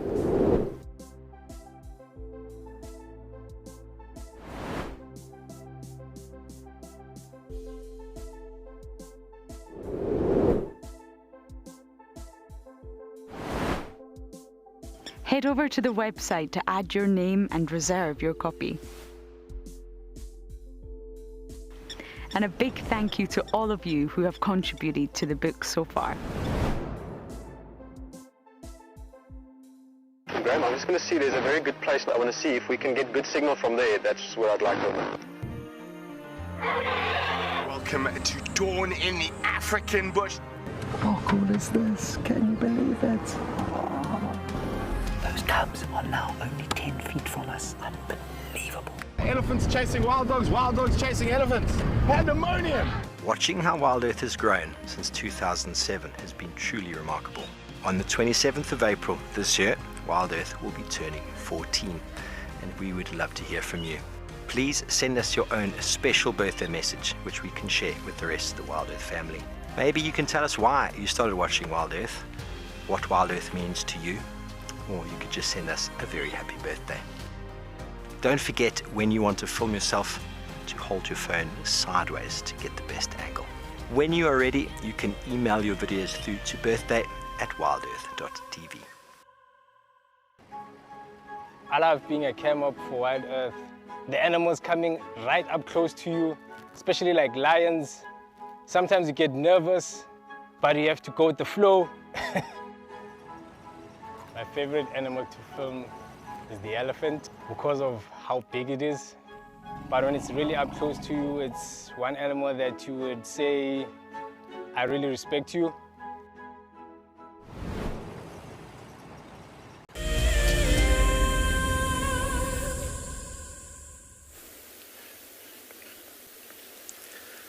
Welcome back again to King of the Castle. Such a wonderful scene.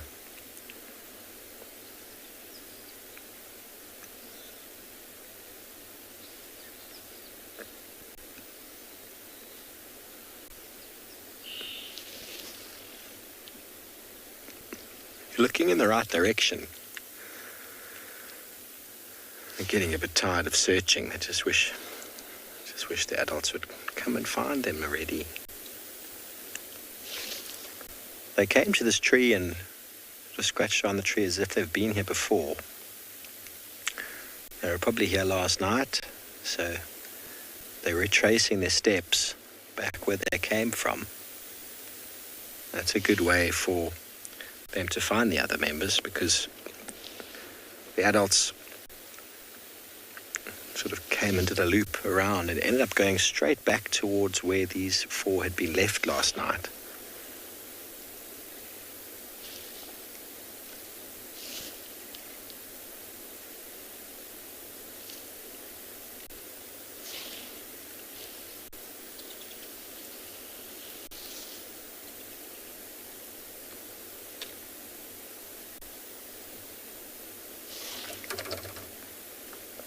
Staring off longingly into the distance.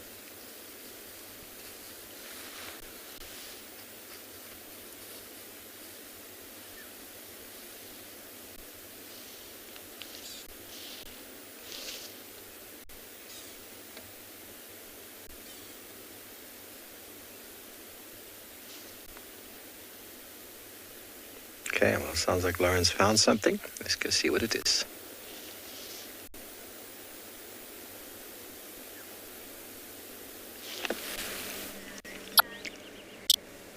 Searching to Mama. It could also be Papa, to be honest. Can't really see the lower half of the wing, but they're on the nest. Haven't had a glimpse of the chick yet. Normally we see some movement and the chick's getting tall. So as soon as it stands upright, you normally can see it from this angle. There's no feeding happening, so I wonder if we missed it. I checked earlier. It's a quick affair. A hungry chick, of course.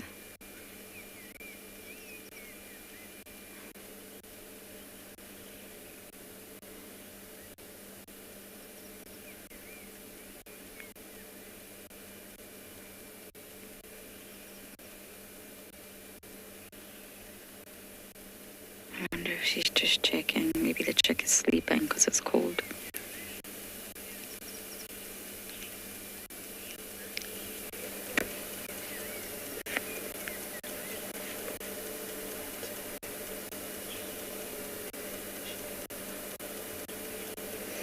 Fiona, until about 6 weeks, 6 to 7 weeks, the chick will then self-feed. And this is a very young chick, I'm sure of it. I've been following this story. And it's not so easy, as you can see, we don't have a visual inside of the nest. But you can spot movement and you can see that little head pop up. So it's fast development. So at around 6 to 7 weeks, the chick will self-feed.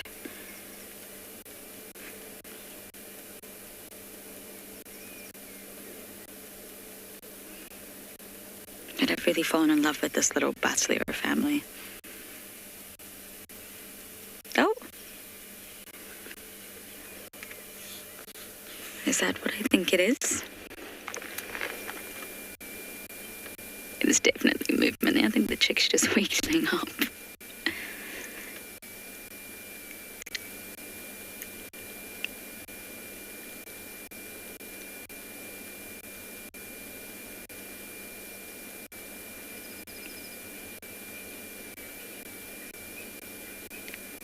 What an attentive mama.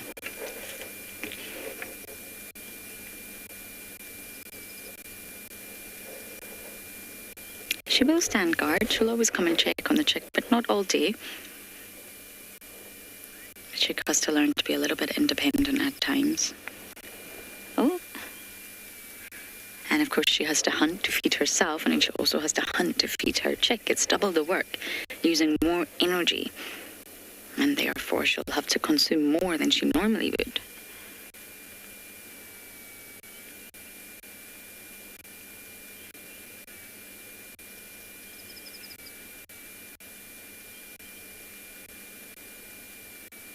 I think someone's starting to get a little bit more awake. I really hope we get a good view of its face.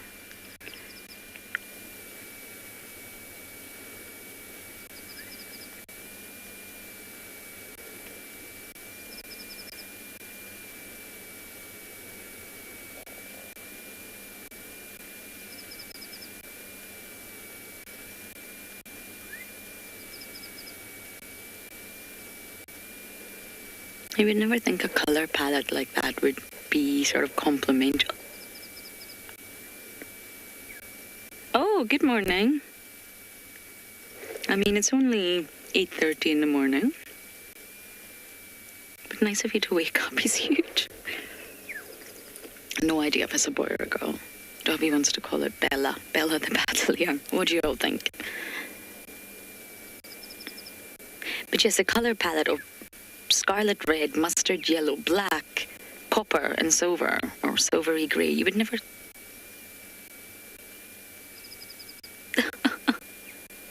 Oh, that is so sweet. Hello, you guys.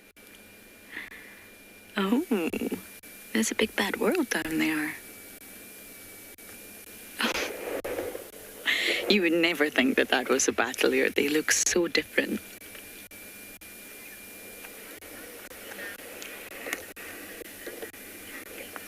Patty, it just takes time to develop the adult plumage.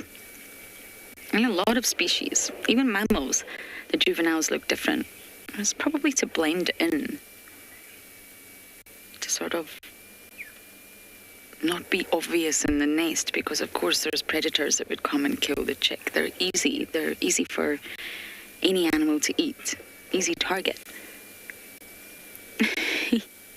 So it's probably because they just to blend in.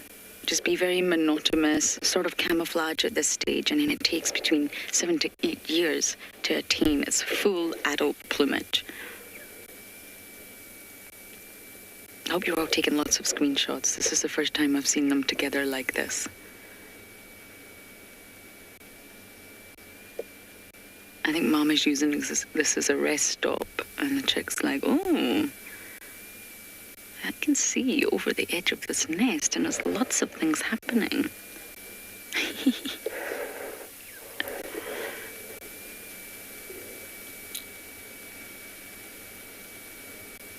We're already in love with you, little one.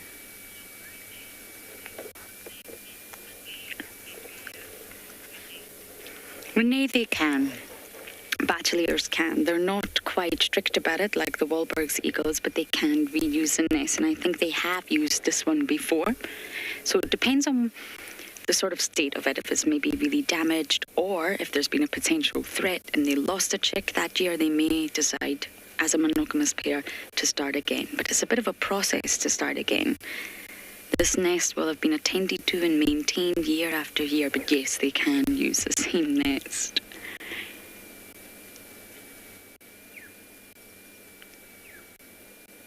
Oh, this is so sweet.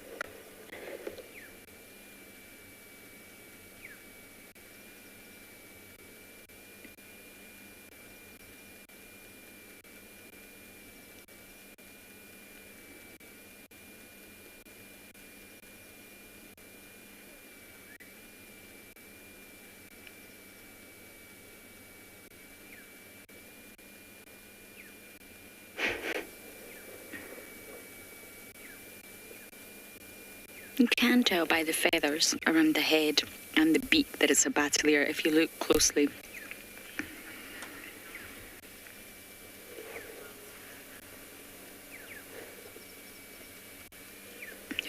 Did you get that name, Dobby?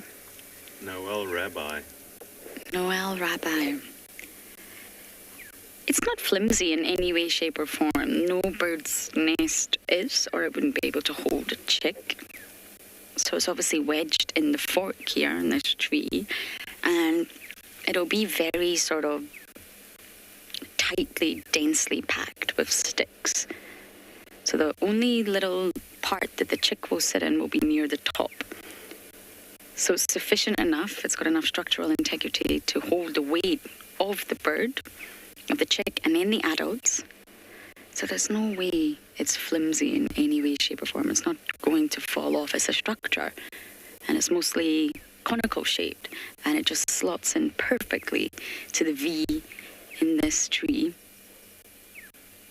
And it will be very sturdy. It has to be. It has to support the weight of all the birds that are going to sit on it. Oh, this is too sweet. It's amazing. Just 15 minutes ago, we checked as we drove past and there was nothing happening. And all of a sudden, there's this beautiful moment. That's why sometimes you do just have to sit and wait at sightings.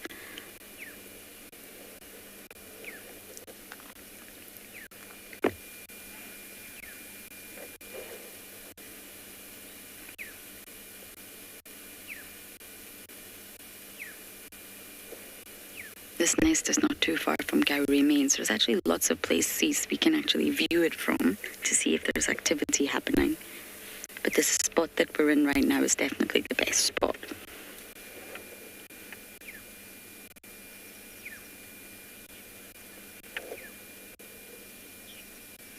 Oh, many of you are so excited. I know. We spotted it when my stint first started. But this is definitely the best views. We had feeding the other day, which was incredible to witness. And this is obviously just morning time. Everybody's a bit sleepy. Bachelors are diurnal. Bless you, Davy.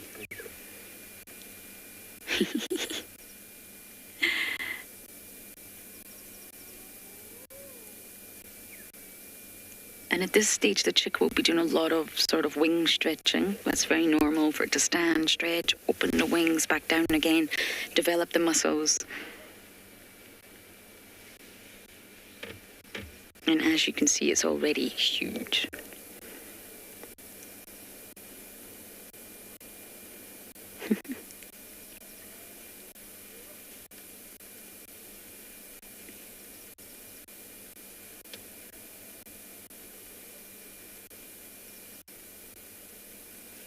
I hope we can spend a lot of time watching this chick get bigger and bigger, and possibly even start to leave the nest and watch the whole process, which is what we did with Sebwig. And it was really, truly special. I remember the day I found Sebwig. I did not realize it would become such a huge part of everybody's life.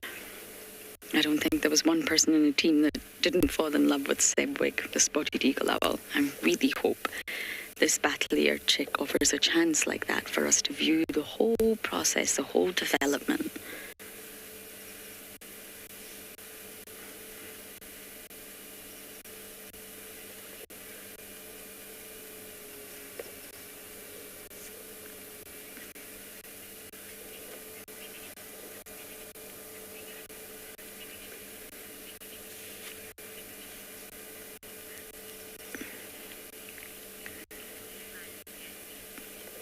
That was so wonderful. I think Davy and I might sit here a little bit longer to enjoy. But for now, we're going to send you across to Steve, who's back on the search for his lions.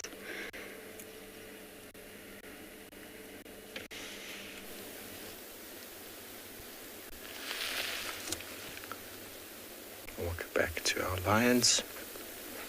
They haven't moved very far. I think it's starting to get to that stage where they're going to be settling up for the day. They're all starting to move into very dense vegetation.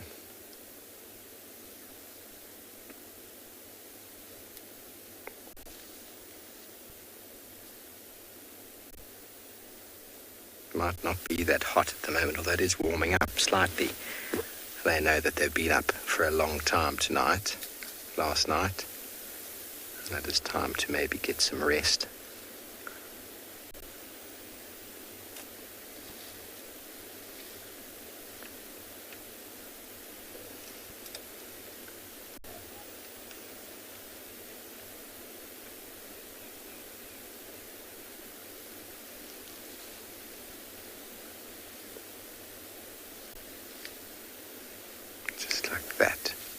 Our view. Alice, I have no idea how to quantify that, but I mean, temperature's temperatures, and it's every animal feels it. Every animal just has to have a way of coping with it. So we all feel temperature. How do we deal with temperature is how every animal has a different way. Obviously, we have sweat glands. Animals, lions and leopards will cool down on their feet. Dogs will pant. Still temperature, still need to cool the blood down somehow. But I'm sure hot is hot, isn't it? Cold is cold. Pain is pain. All just have different thresholds for those elements. Okay, well, one boy is still moving. Let's turn around and see if we can figure out what he's going to do. Two of them have gotten very well entrenched in the bush. Our young male is going to go find mum. Or is he? We shall see.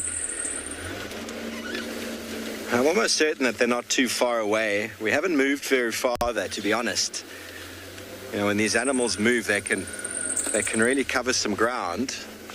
And they've just been sort of just slowly meandering down here on the bottom section of this hill.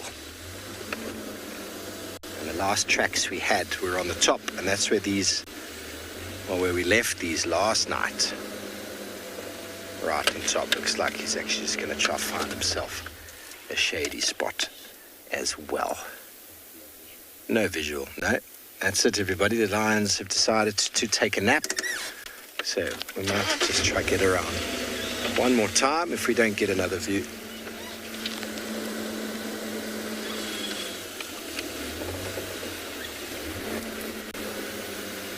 Closing down at... Okay, his father, you want to know if lions recognize each other visually, and that's a very interesting thing to say. I think they do. I think they also have a very good sense recognition from a smell point of view.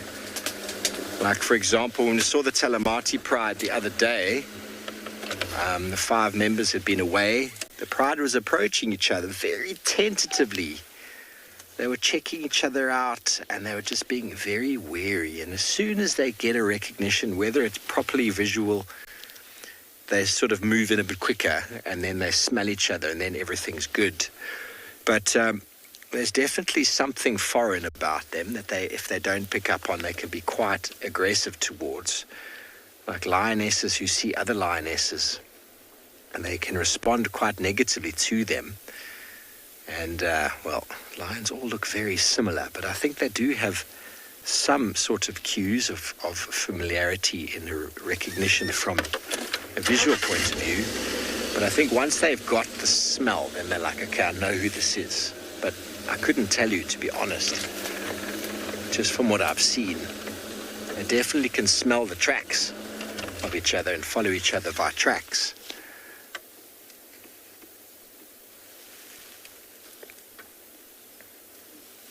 They are highly competitive creatures, and they do not take well to intruders.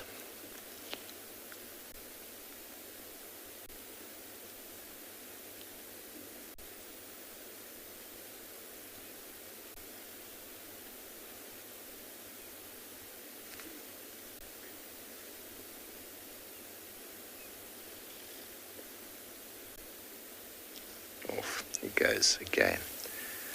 You see, they're doing lots of backwards and forwards, everybody. It's not much of a straight line. They're doing this way and this way. They're not going very far at all.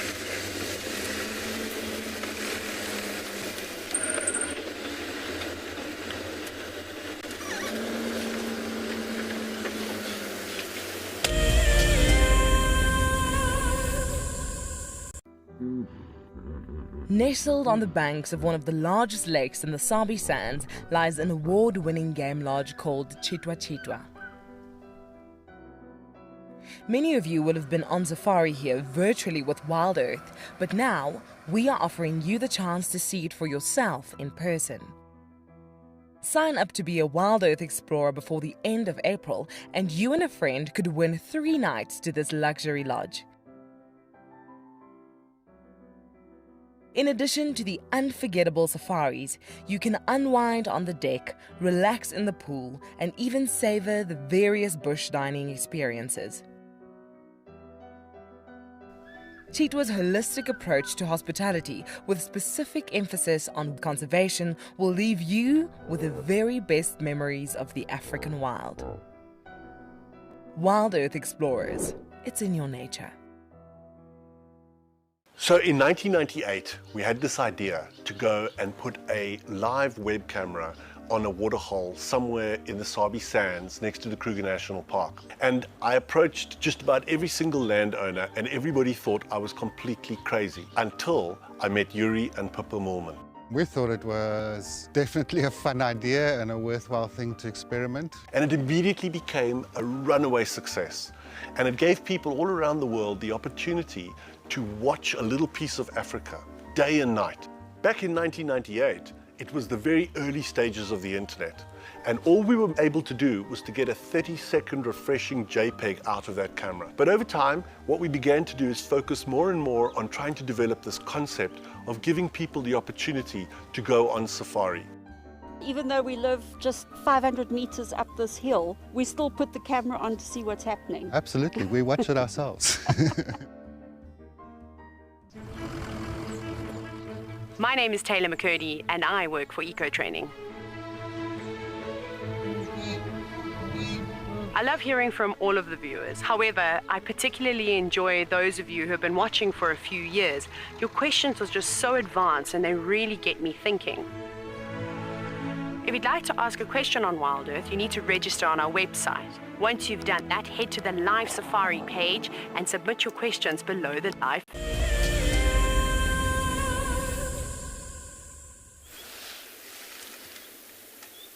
I'll come back just when you think they're going to hide in the bushes. They come and lie on a wonderful little termite mound once again. Now you can see why we often check termite mounds, not only visually from looking for the physical animal, but we often check them for tracks to and from around. If we're driving along and you find tracks and you miss them or you lose them, always go check around a termite mound. Lions, leopards love to go up onto these little raised areas, even though this isn't a very big one. They just somehow are drawn to them.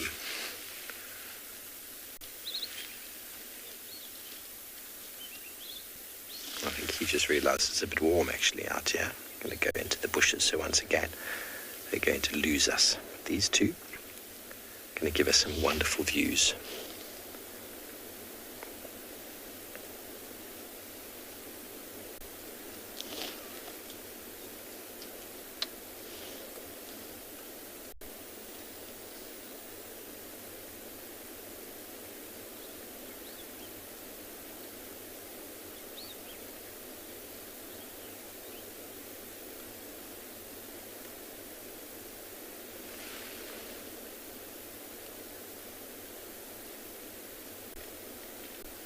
No, Fabian, we don't have a proper winter changing coat here. That's more of a response to complete summer-winter changes. We don't get cold enough here. There might be a thickening of fur, perhaps a little bit, but they don't go through a winter or summer molt. And birds go through what we call breeding eclipse and breeding plumage. That's not generally to do with the temperature, it's just to do with the mating. But none of our animals down here shed fur. Well, they do shed, but they don't have the huge molt like you see with birds that live in animals that live in very, very cold locations. Some of them even going so far as to hibernate. If anything, if they get too cold here, they just move a bit more. It's not really the cold that the animals here have a problem with, it's the heat. The temperature is something that these animals all have to contend with. You're out there, Morgan. They all have to contend with. So keeping cool is the biggest issue. Warming up, not a big deal. They have to basically just walk around a bit, eat, be active. Generally does the trick.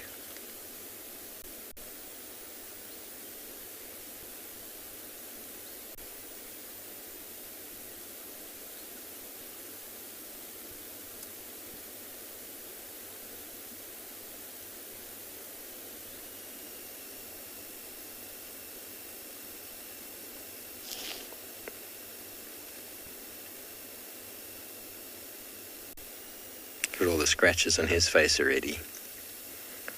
He's probably one of the youngest in the pride, little boy. He's got to earn his place. He's got to keep up with all the others that are older than him. And so to do so, he's got to really get in there. Just be scrappy.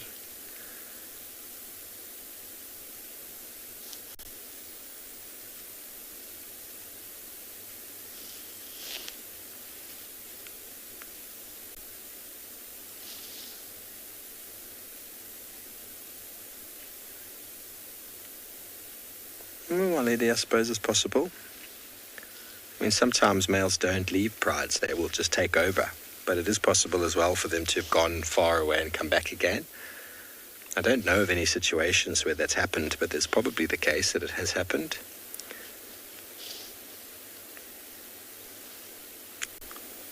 But generally they move until they are able to defend a territory in a pride, and then they stay there. There might be some small local movements after that, but they've generally moved quite some kilometers by that stage. And to go all the way back is counterproductive because you've now declared an area for yourself. So to leave it means you've now got to go back and actually fight with people that you've left behind or go and re-establish yourself again. By the time these males generally establish themselves, they've done a lot of hard work to do so.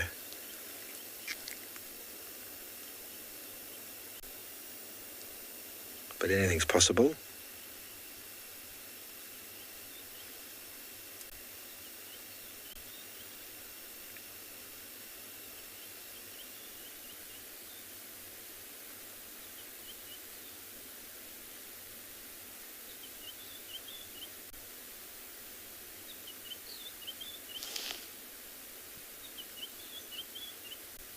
You can see he's slightly smaller than this female. I think this young boy is Chella's young boy.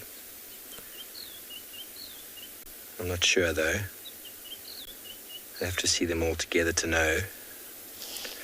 But if it was born in January of last year, or December of last year. We spent a lot of time with them in January.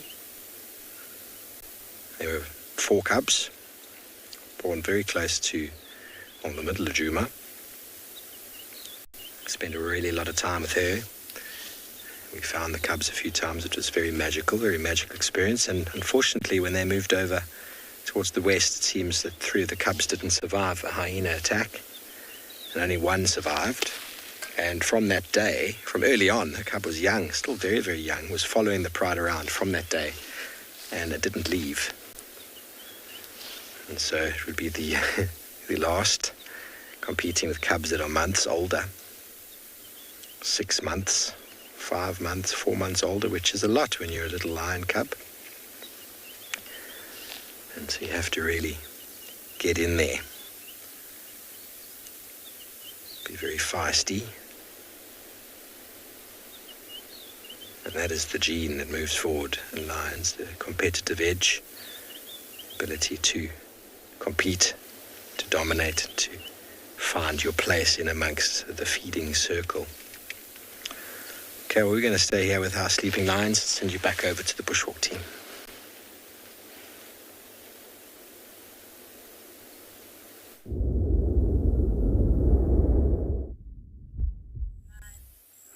Welcome back to Pridelands, and we just located on a beautiful dust bowl over here, and we've just been discussing who actually made this. And when we start looking at the bigger picture of what happened here, we've actually noticed this has been a territorial midden that's been created by a blue wildebeest. And right over here, we can see some of the pellets that are still over here. And what they quite often will do is they'll paw this area with their hooves and then roll in the dung after that they defecated, so that the scent of the dung can impregnate in their coat, and that also acts as a dominant signal. This is only made by a territorial male, and these males, they tend to actually keep their territories all year round. And what I find interesting is that historically, blue wildebeest in South Africa used to actually migrate.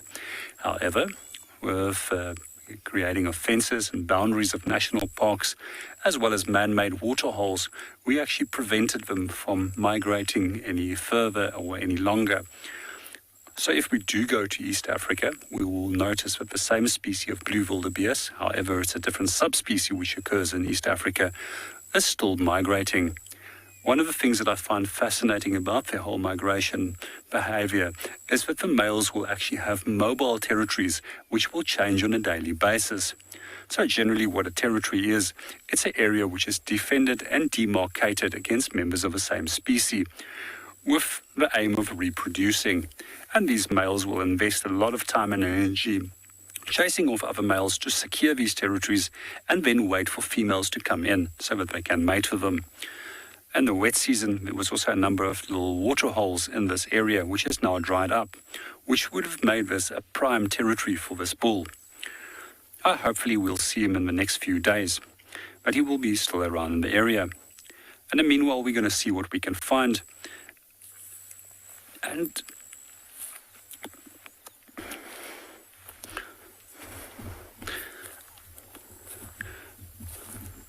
as we walk off, we're going to see if there's any other field signs, but otherwise we're just going to hand you over to the others.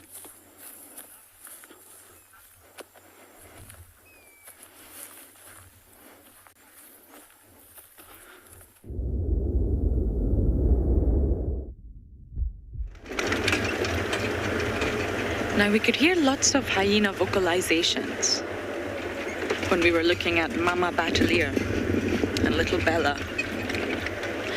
But no such luck, so it just makes me want to check the hyena den once again. I know it sounds crazy, but, well, we drive ourselves crazy out here. That's what we do. And persistence does pay off. If we get an active den, I will be so overjoyed. They're mobile, they're around, we can hear them. We saw 4 cubs earlier. But very, very quickly they ran into the thicket, so I'm just going to try one more time.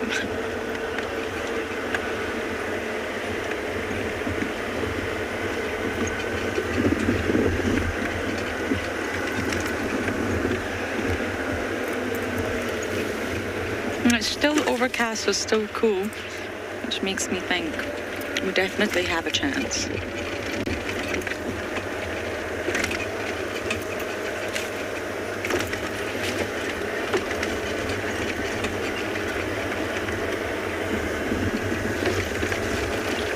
Okay, it's not hyenas, but we've definitely found some animals.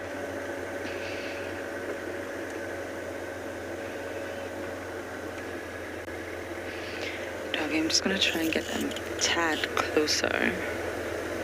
Oh my goodness, they're all coming from the hyena den. Oh, there's a youngster suckling, can you see that? Possibly the hyena den is not active, but I always say this and I'll continue to say this. This road, which is now Taxon's Road, is such a great game path.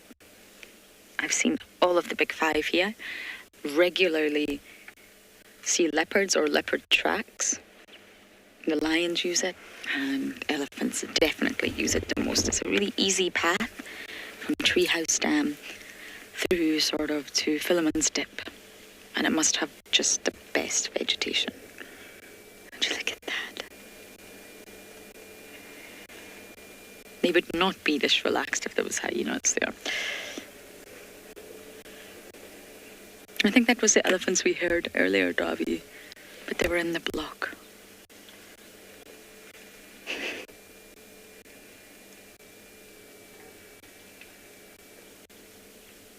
I'm going to try and get a little bit closer, but we'll be very cautious because if they have been able to smell hyenas, they will not be in the best moods.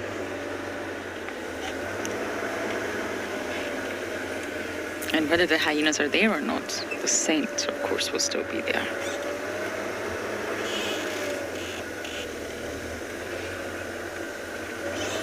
Okay.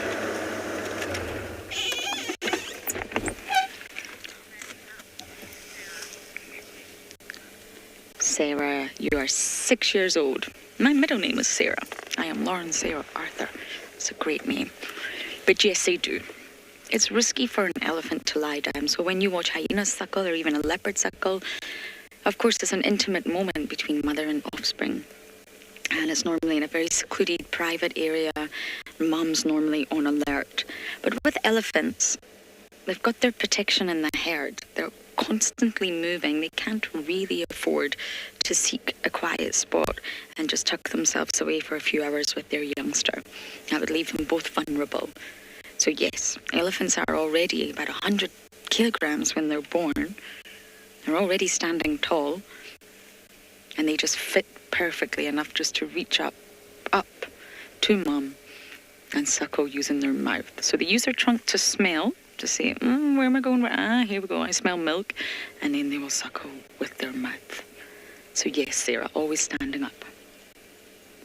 Okay, Davi, let's reposition.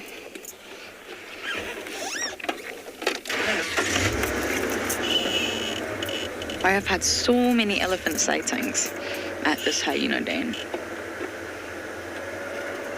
I think elephants, although maybe not strictly so, I do think they take predictable routes.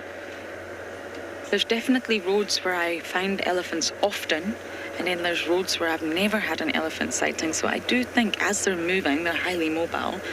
I really do think they take predictable routes. Hello, everybody. This is a delightful surprise. We're going to stop here because they're everywhere. And that dead tree, it's just behind the elephant we're looking at, that's basically the entrance to the hyena den. So they're not there.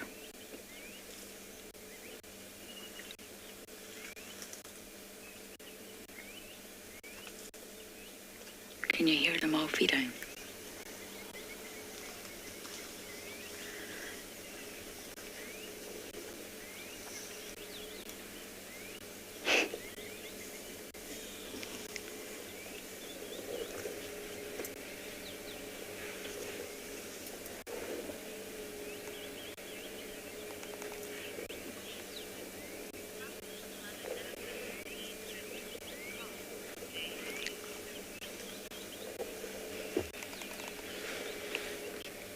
Jade, you're 7 years old and you're asking how does a mother clean her newborn calf? She doesn't. If you look at elephants, they've very often got mud caked on them or dust, or they're just very dirty looking. And they don't really clean. They'll spend a lot of time near water bodies, and she may spray water onto her youngster, but that's more to help keep the youngster cool. But they don't really clean. They'll itch themselves against trees. They'll walk through the vegetation. So because there's such a high level of moisture in the air this morning, there was heavy fog, it has lifted. There's still a lot of moisture in the air. As the elephant walks through the vegetation, especially a calf who's small, going to walk through all that grass. And although it's just small little water droplets, it will accumulate to be quite a lot of water. There's a youngster here. And therefore that can help clean the elephant as they walk through the vegetation. But the mother doesn't clean the calf as such.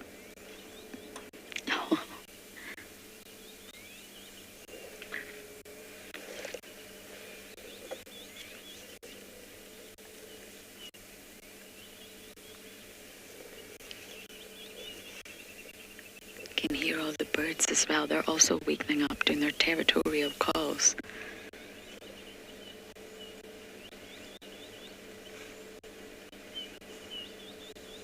Just letting every other bird in the vicinity know that they're still here. They made it through the night.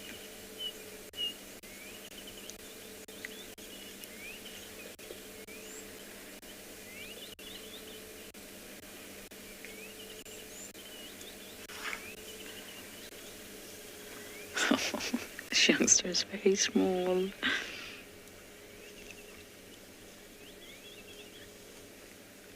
See, they never stay far from Mum. Really don't. I'm constantly trying to get milk.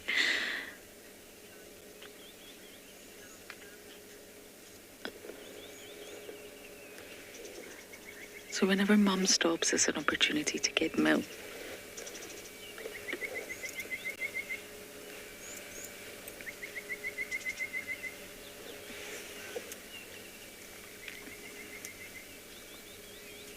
And then wander. See, we're wandering a little bit. Oh, we're brave.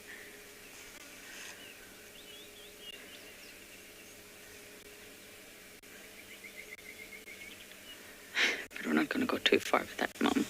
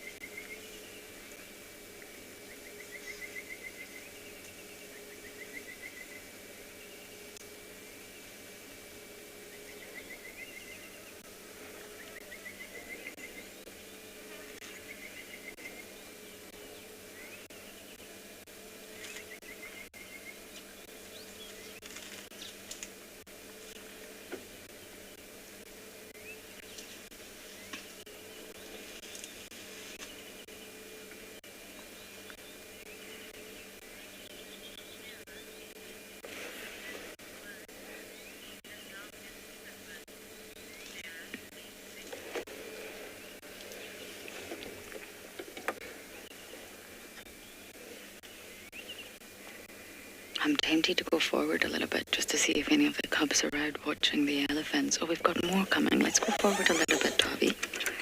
This is a very large herd.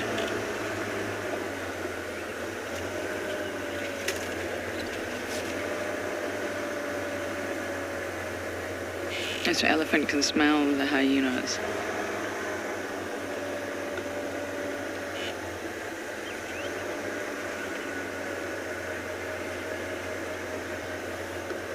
Oh, that's a nice view here. We're going to stop here just because we've got more elephants coming and I just wanted to try and keep my eye on the den.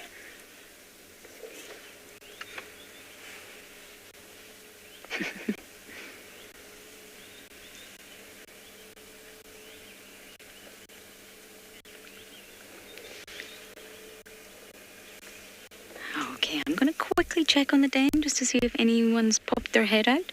But for now, we're going to send you over to Steve.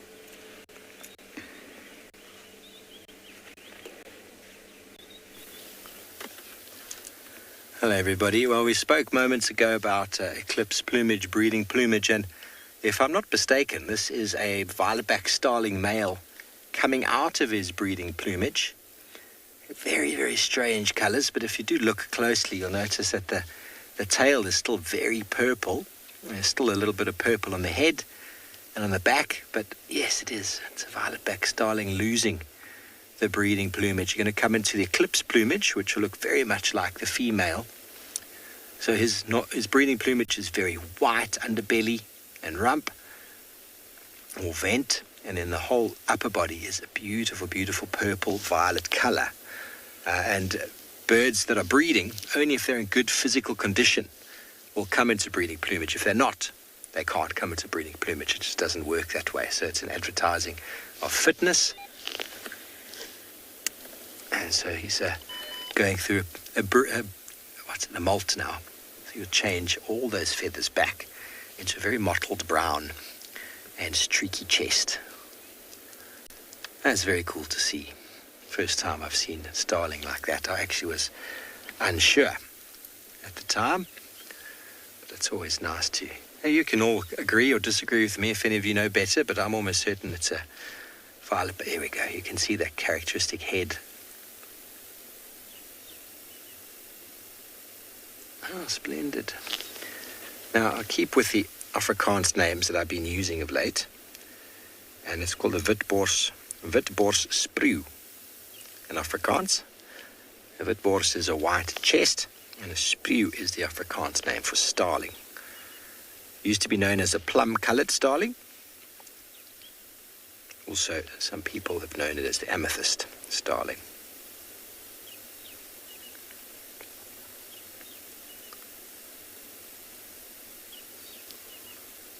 Very, very nice.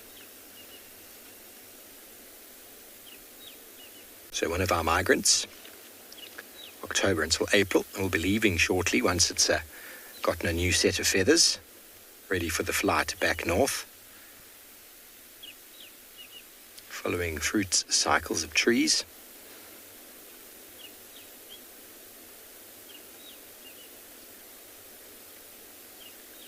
Intra-African, of course. To be able to breed here, you can't go further north than the Sahara.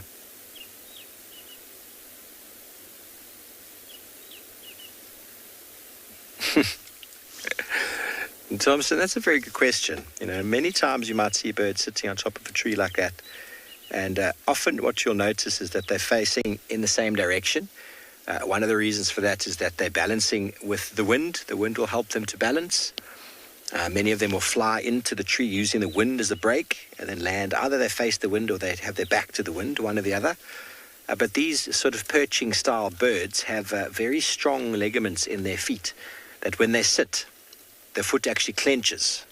When they stand up, the foot releases. So as they sit there tightly, the feet actually lock into place. And almost like the budgie in the cage, you've always seen the cartoons, you flick it and it'll swing around the pole a few times. That's essentially what perching birds have the ability to do. They can hold on with a very strong foot. But obviously, it's also important that they can shelter from the wind or they face into the wind. So when we see many of our birds sitting at tops of trees like this, you can actually get a good idea of the general wind direction, if there is one. And if there isn't a wind direction, or if there's too much wind, many birds will actually be sort of nestled up in bushes down below, trying to hide away from the wind, because the wind has a cooling factor. But the feet help them to perch.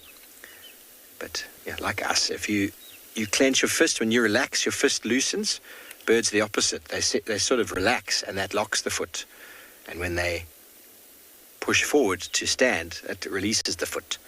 That's a very interesting way that ligament works in the back of the foot to lock those toes. Now, starlings aren't true passerines. They're known as near passerines because they exhibit many behavioral traits. But passerines are birds with 3 toes forward, 1 back, all on the same level, and also known as perching birds or generally songbirds, and they have the potential to lock that ligament in place.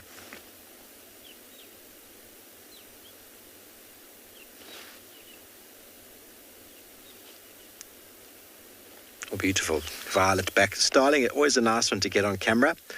The light is not great, that's why it was very hard to really identify, but I'm quite happy we managed to get him. We left our lions, everybody. They walked into the thickets, as they're probably going to move a bit or not today. Maybe they're going to stay in one place.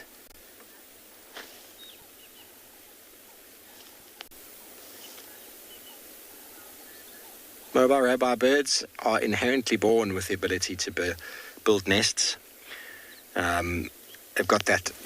Birds are short-lived. The shorter-lived an organism is, the more information that they're born with. Insects, for example, are born with everything they need to survive, or hatched with everything. Birds are hatched with most things they need to survive, and many, many mammals have got a lot of instinct, but the older and longer live the animal, the longer or the more time they have to learn. But innate learning, the stuff that animals are born with, for example, the classic example is of the weavers. They took 6 generations of weavers. They bred a weaver in a box, and they bred it for 6 generations, which means it had no learning, no ability to learn how to build a nest. And then After the 6th generation, they put nesting material in there, and the weaver built a perfect nest. So that ability they are born with. Okay, let's move on. But some don't build nests like these starlings. They just use a cavity in the tree. So there's nothing really that they need to learn about that. Possibly they were born in there or hatched in there, so they realize, this is a nice spot, and they instinctively choose those spots again for breeding. They just have to put down some bedding material and the like. They don't physically have to build. Okay, well, my earpiece is giving me a bit of trouble, but I think we're sending you back over to Lauren.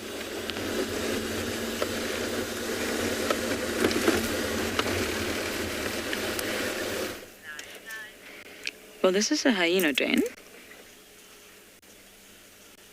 I don't see any hyenas, but the elephants are thoroughly loving something that's on the mound. You can see all the hibiscus flowers. They are just glorious. I really miss them. I'll miss the splashes of colour once winter really kicks in. I was speaking to dearest Tswalu yesterday, and she said, Lauren, how cold is it yet? Do I need to bring my gloves and scarves?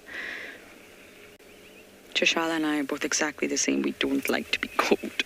But it's not quite that cold yet. But in the morning when you first wake up, it's not warm. And it's only going to get colder. And the vegetation will subside. The flowers will die.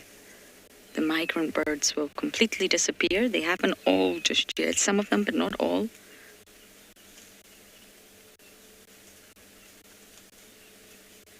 Things will start to change. I'm going to miss the insect life the most.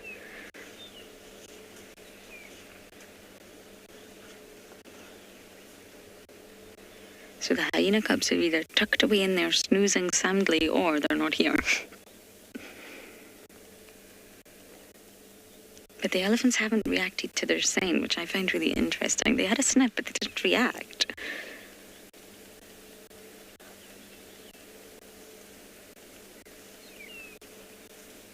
I remember having an incredible sighting at this den with the hyenas when the elephants arrived in Swazi. He was not deterred in any way, shape or form by these ginormous pachyderms.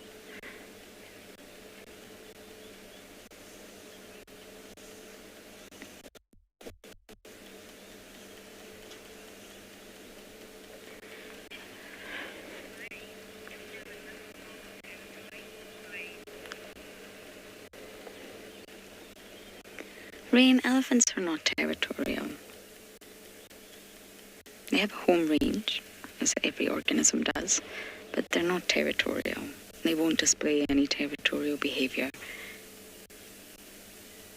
They put all of their, instead of sort of claiming social dominance, they put all of their energy into herd life. Keeping a really cohesive, tight-knit herd with lots of individuals and raising the offspring. To be territorial, you have to take energy and focus away from herd life and, of course, separate, patrol, mark. You can't have a territory if it's not actively defended. And in order to actively defend it, you have to put time, effort, and energy into that. Be it scent marking, be it calling, be it defecating, however you're going to defend your territory, even maybe physical altercations. It takes a lot. It eats into that energy budget as well.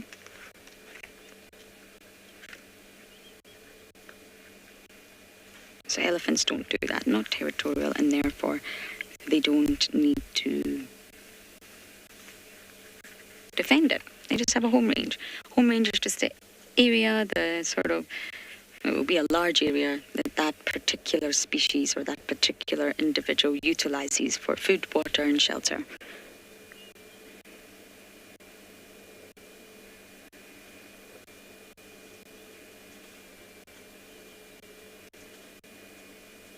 Even birdsong.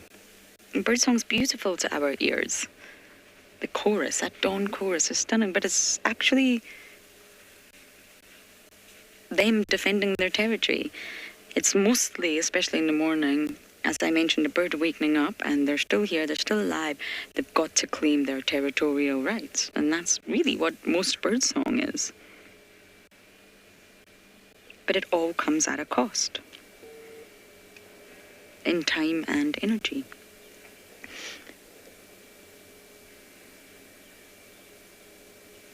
So any cost in the energy budget, I guess, could be sort of reflected as a potential decrease in fitness. Because you're spending all your time patrolling and calling and scent marking that you're maybe not feeding or hunting or doing other activities. So there has to be a counterbalance. Why then be territorial? Why just not be territorial and survive in other ways? So, of course, the counterbalance to the cost in the energy budget is, of course, a greater fitness benefit overall by the exclusive use of food, nursery sites, breeding opportunity, mates, refuge that your territory provides. It's yours. But elephants don't need that. They're highly mobile. There's vegetation everywhere. There's water everywhere right now. And they put their time and energy into herd life. Constantly communicating, constantly interacting, constantly looking after the offspring.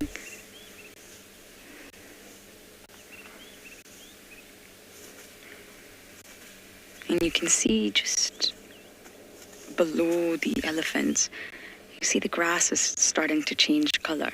Davi's framed that up beautifully, where you can see it's not all green anymore. It's starting to take on that really barren yellowish tone. The grass is dying, the vegetation's subsiding.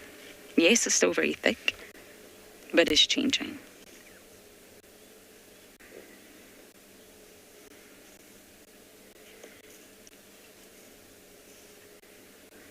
Leaves are starting to fall off trees, just like autumn.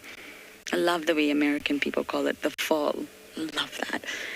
Sadly, British people just call it autumn, but that's what's happening here. We're definitely in that transitional period that's going to take us right into a harsh winter.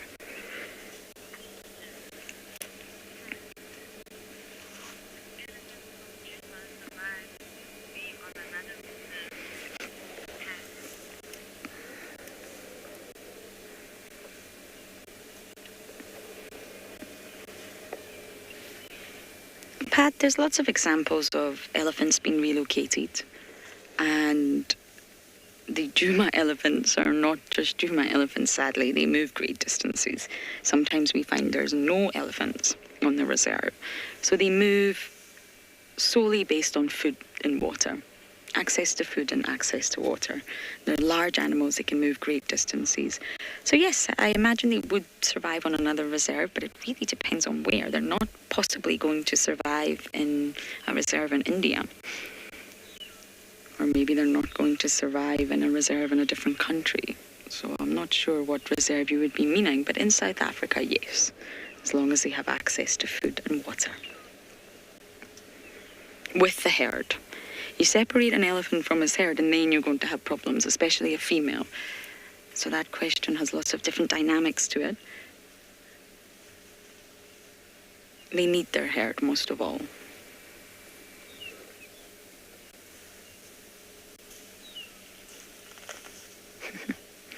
Well, the hyenas are going to come back and think, whoa, our dens had a massive makeover.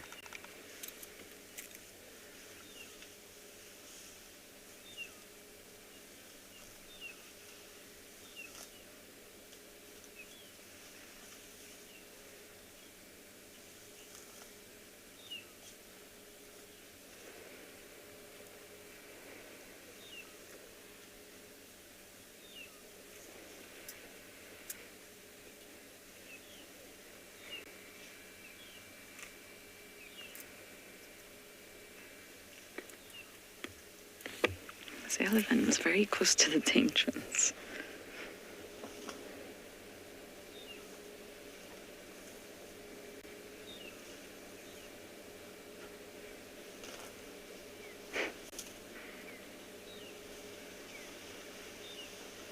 You see how they give the grass a good shake before picking it up to dislodge any insects, any sand, dust, mud. Shake it off before you pop it into your mouth.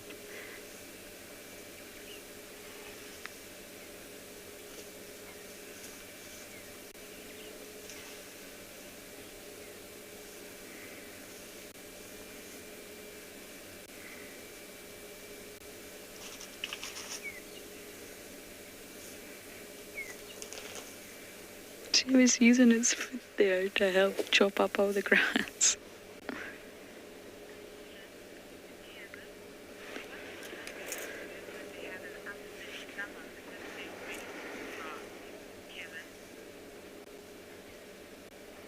Kevin, they just have to deal with it, I guess.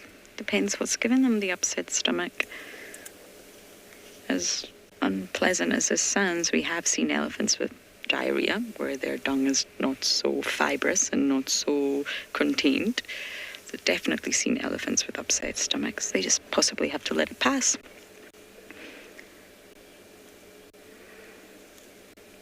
We all just have to let it pass. Look how close it is to the entrance. I'm surprised he really can't smell the hyenas. I can smell the hyenas. I'm surprised they're not really reacting. The cubs must not be inside. Or they're in a deep sleep after a busy night of running about the adults.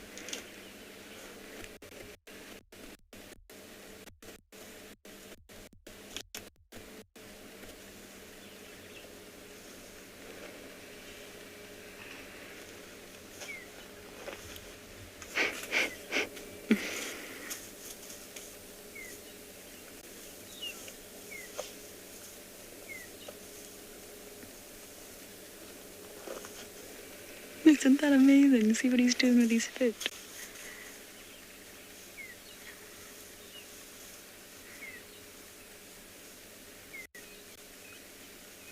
I'm sorry, I think this one's a female. Sorry.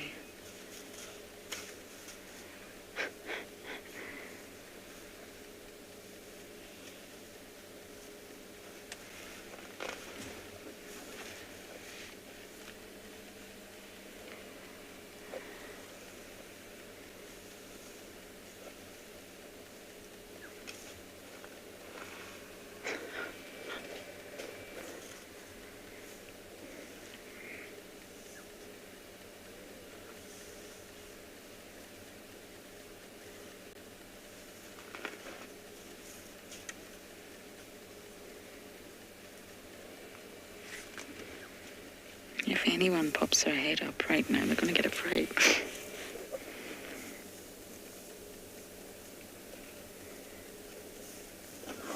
Oh, yes. We're admiring you. Beautiful girl.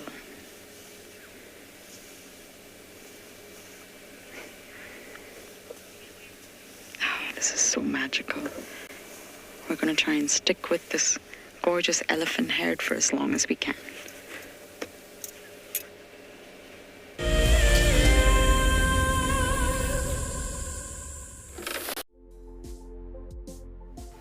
On the 27th of April, Wild Earth will be turning 14 years old, and we wouldn't be here if it wasn't for all of you.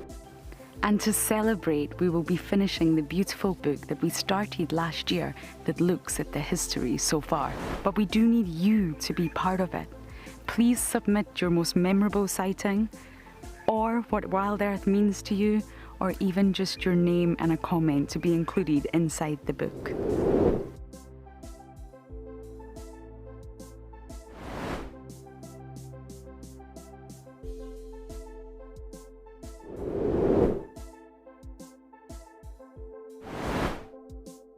Head over to the website to add your name and reserve your copy. And a big thank you to all of you who have contributed to the book so far. Staying one step ahead is the key to survival out in the African wild. And now you can stay in front of the pack with a Wild Earth weekly newsletter. Sign up to be a Wild Earth explorer and you will get exclusive behind-the-scenes stories about your favorite guides and camera operators. Information about our upcoming plans and projects will be delivered to your inbox every week before anyone else. And you can hone your guiding skills by taking part in our Identify Me nature quizzes. Wild Earth explorers, it's in your nature. My name is Taylor McCurdy and I work for Eco Training. I love hearing from all of the viewers. However, I particularly enjoy those of you who have been watching for a few years. Your questions are just so advanced and they really get me thinking. If you'd like to ask a question on Wild Earth, you need to register on our website. Once you've done that, head to the live safari page and submit your questions below the live feed. What are you looking at, man? That's its gangster face.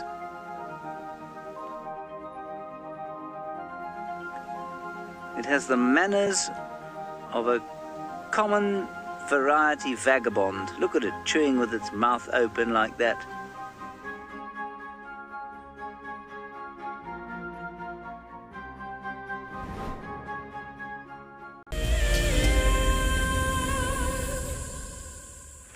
All good. Hello everyone, back with us on a slow meander.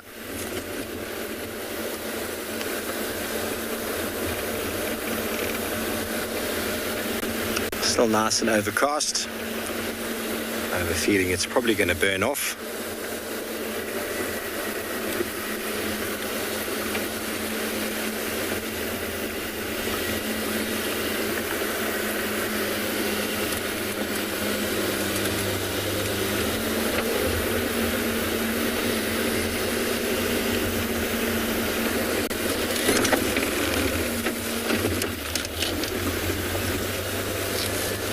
Morgan, what do you reckon? French toast for breakfast?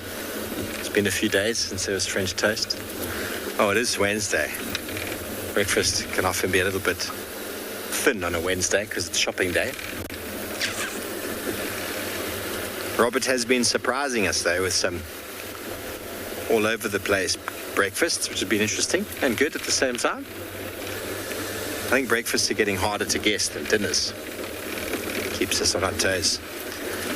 Keeps us on our toes.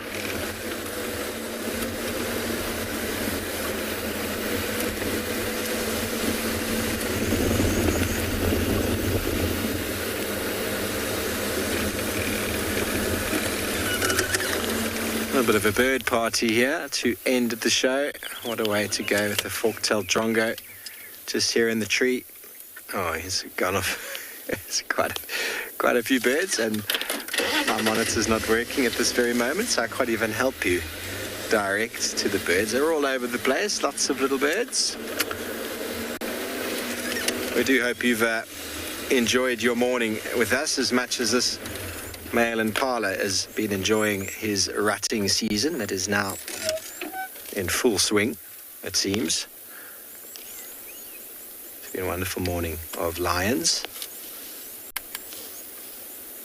Wonderful, cool morning in the African wilderness. We do thank you for tuning in this morning. Thank you for your questions and comments. We look forward to hosting you once again this afternoon. I hope you have a wonderful day. Until then, we're going to head home for breakfast. I hope